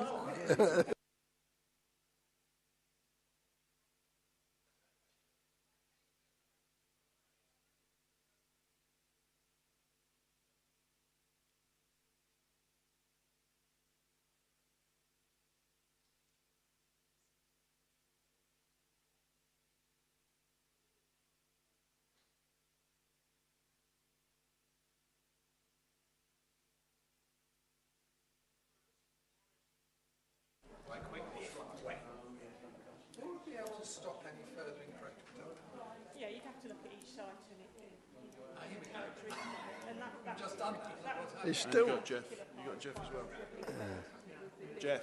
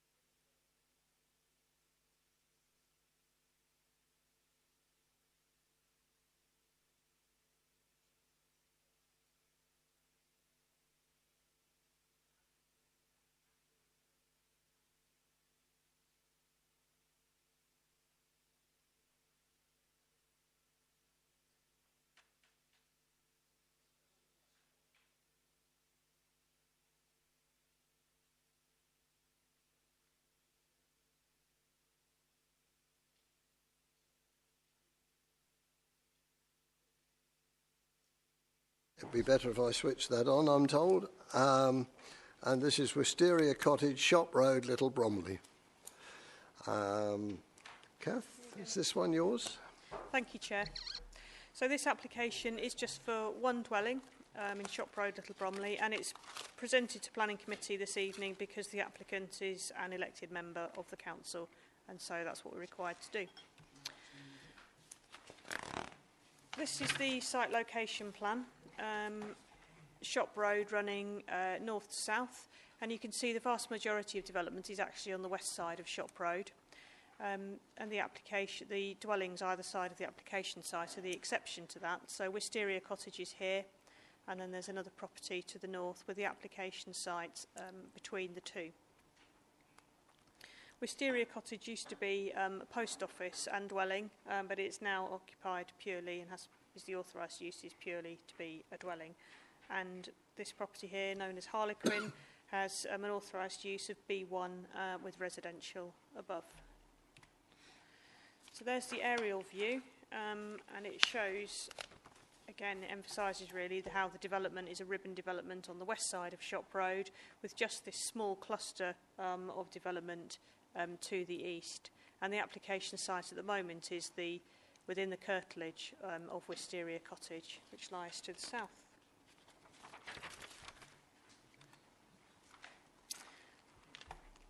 In the adopted local plan, and the policies, many of the policies are saved, so I wouldn't agree entirely with Councillor Turner's description of the adopted local plan. This Little Bromley doesn't have a settlement development boundary. This plan is from the emerging local plan, to which we can give some weight, as we've just discussed. And in this scenario, this site is within the emerging boundary. So Little Bromley is categorised within the settlement hierarchy adopted by the council as a smaller rural settlement. So that's one of the least sustainable settlements within the district.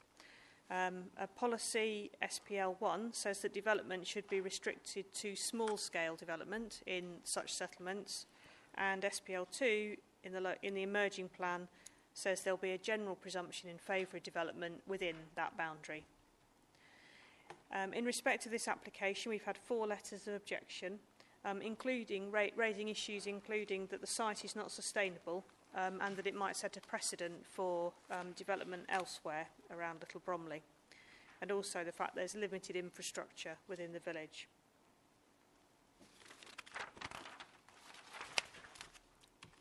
So I'll take you through some photographs of the site now. You'll have seen this morning.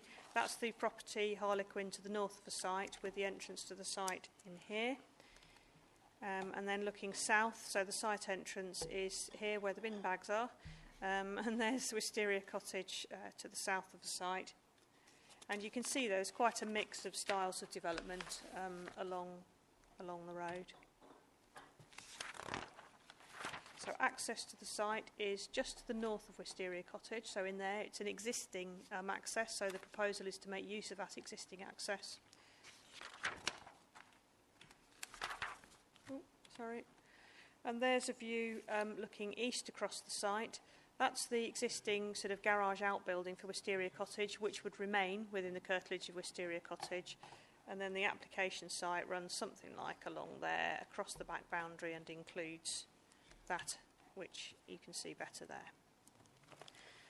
And you'll note that it's quite an open boundary to the open countryside beyond, with a post and rail fence. So there's a condition proposed to control the means of enclosure, because that will be important to keep a soft boundary there. So this is the layout of the site that's proposed. The site, as I say, between Wisteria Cottage and Harlequin. So this allows us to look at a number of issues, including the layout. So using the existing access, there's provision of a garage with parking in front and a third parking space in that location. It's proposed to be a bungalow, and I'll show you the elevations in a moment.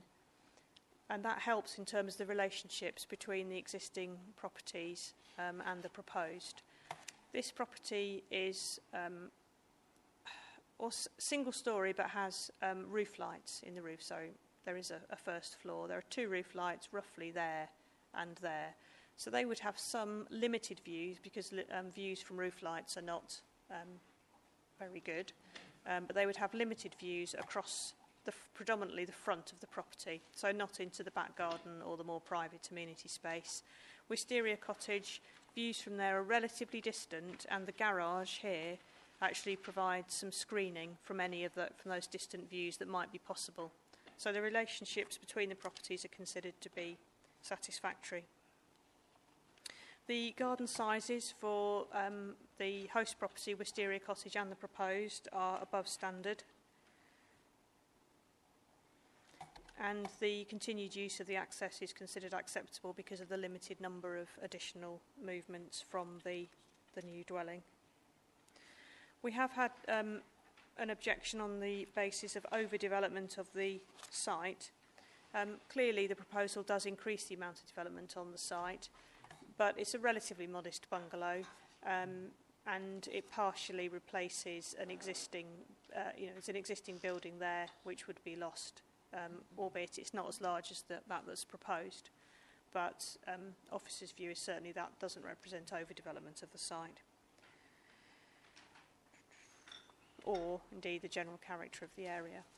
So these are the elevations of the property that's proposed, similar in height to the building that's to the north, but smaller than the cottage, Wisteria Cottage, to the south. The detailing is actually quite a strong feature, including chimneys, decorative roof, ridge tiles, the bay windows, gables, sprung arches above the windows, and it's a brick and tile finish. And that's the rear elevation and side elevation. And there's the layout. It's a 2-bedroom bungalow.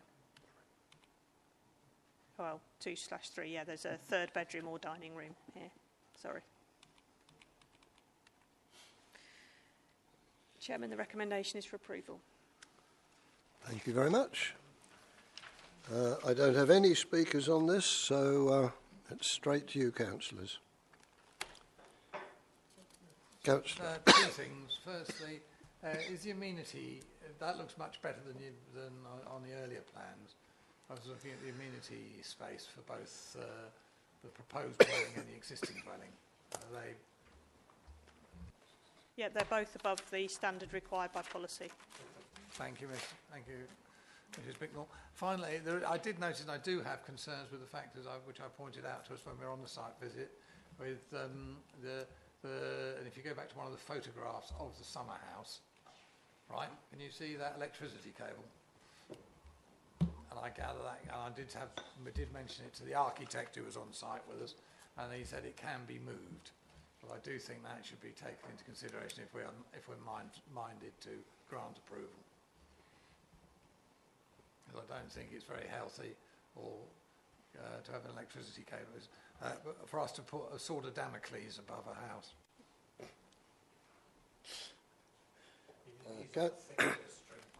Councillor Turner did point it out to me. A, the transformer is not in front of us tonight because it's on the field behind. B, the conductors, the low voltage conductors are in ABC, that's aerial bunch cables, and they're put in that way because they run through the trees adjacent, and they will not be going over this new development, although they do go over the place next door. But aerial bunch cables are very, very reliable. They are insulated cables, and there'd be no problems on those. I'm going to quote Christine Mandy Rice-Davies here. You would say that, wouldn't you? Being from the electricity industry and forever defending it too, and he does an incredibly good job of it, I may add. But let's be frank, we're one of the few countries that puts through electricity at lethal doses. America doesn't. You don't die from a jolt of electricity in America. You do in this country, irrespective of how well insulated it is, and that is going to go straight over the roof of this proposed dwelling, is it not? Not of the proposed dwelling. It goes over the adjacent one. Councillor Bennison. Councillor Bennison? Thank you, Mr. Chairman. Could we see an aerial view of the road, please? Oh, yes, this one. Could this be construed as backland development, bearing in mind that we've got ribbon development along the whole of the road, and I can't see any other buildings in rear gardens? Thank you. It is set back from the sort of, if you like, building line or from the frontage, which both the house to the north and to the south are clearly right hard on the road.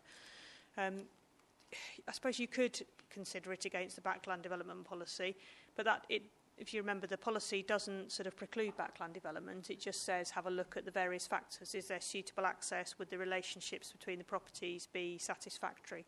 So I don't think there's any harm caused to those factors that are within the backland development policy by this particular development. You're right, there's quite a strong pattern on the west side, isn't there, of a linear development? There isn't quite the same...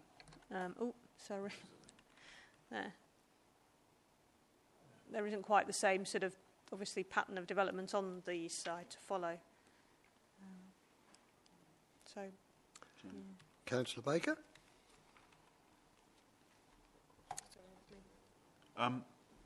Just looking at the conditions, 5 and 6 are exactly the same.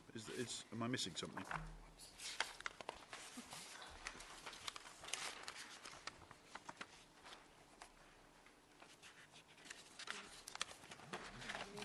Will you try filling out that box?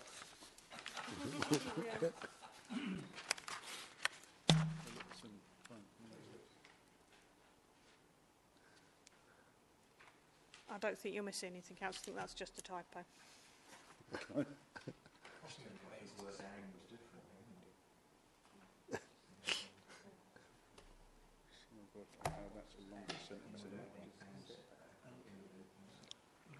Oh, and yeah.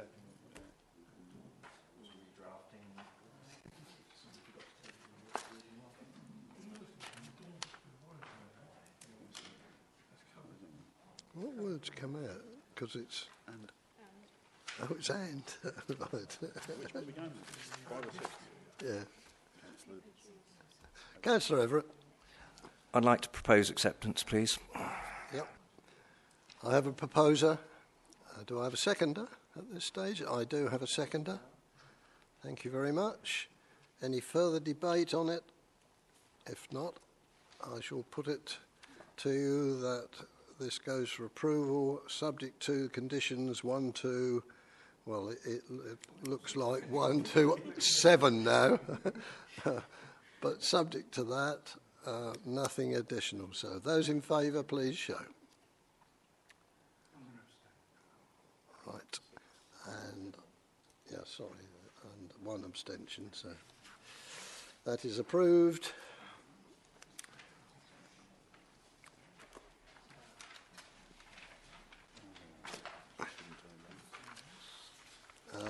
And now to the last one, which is also from TDC, and it's 180011 full for change of use of a building at Northbourne Road depot. Suzanne's playing this one, right? Yes.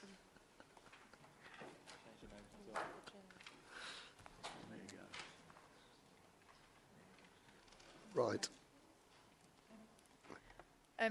So this application is for change of use from storage facility to office accommodation, and it's brought before the committee as it relates to council-owned land.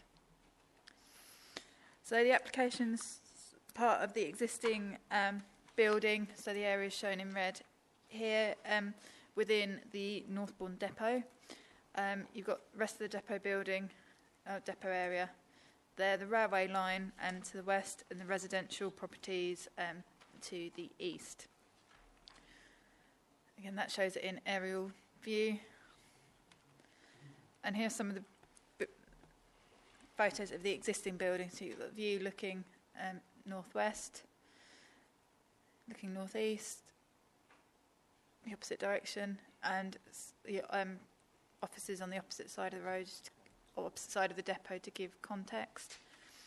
So in terms of this, the proposal involves change of use, and the internal alterations are shown difference between the existing and proposed. So it's a replacement of garage doors with bifold doors, insertion of windows at first floor level, and the replacement of the roof.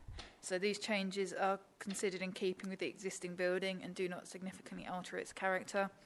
The proposal will not result in any impact on neighbouring amenities given the distance to surrounding residential properties. And the proposal does not raise any policy issues as it's retained for employment use, and therefore the application is recommended for approval. Thank you very much. I don't have any speakers on it, so it's councillors straight to you. Yes, Councillor Alexander. Just one or two observations. This appears to be some kind of a storage facility. Am I correct? Yeah, currently the building is used for storage purposes in relation to the uses that occur on the depot. So it's, still commercial storage. And so the things I wish to raise is, one, where will the machinery or whatever is stored in there go? Will there be another facility for that? And the other issue that was brought up by my colleague across the way there was the roof itself, and that's asbestos, an asbestos-based roof, which has got to be removed to facilitate this. Will we be removing all of the asbestos roof right the way along that building, and in order, sort of like to show the flag and point out to people how dangerous asbestos actually is?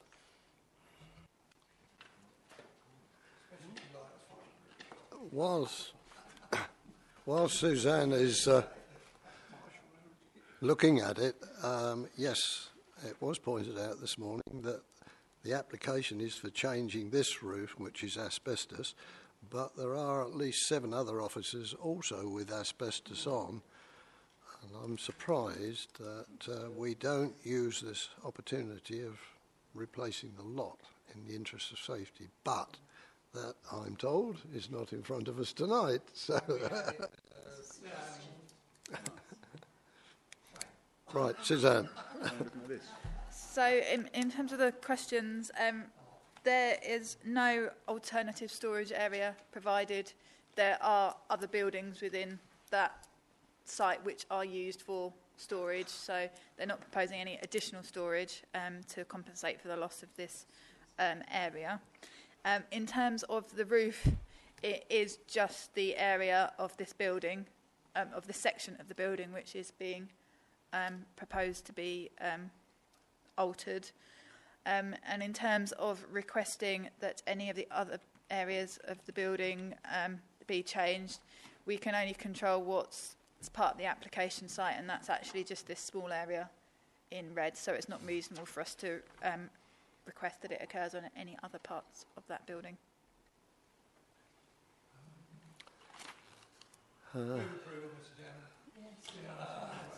Yeah. Right. Good. Good. No, I don't think so. Right. I'm going to vote on it then.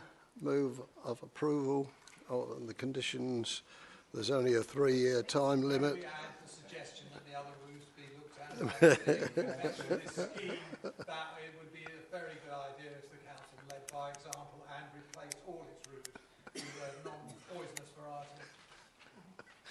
I think if the very best you could get might be an affirmative, but I don't think you can get it as a condition, right? I'm happy to go forward with that, if not the committee. As a proposer, I'm happy to put that forward. Well, it's a serious proposal. I will ask my experts, I think. I'm very happy to take that message back to management team, but I'm not sure it's appropriate to put it on the decision notice for the Planning Commission. Yeah.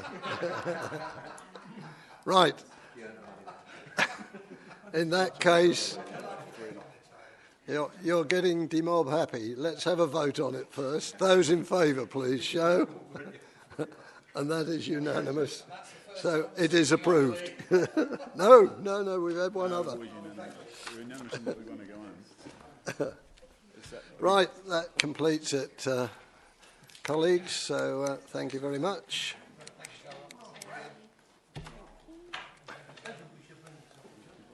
And thank the officers, of course, as well.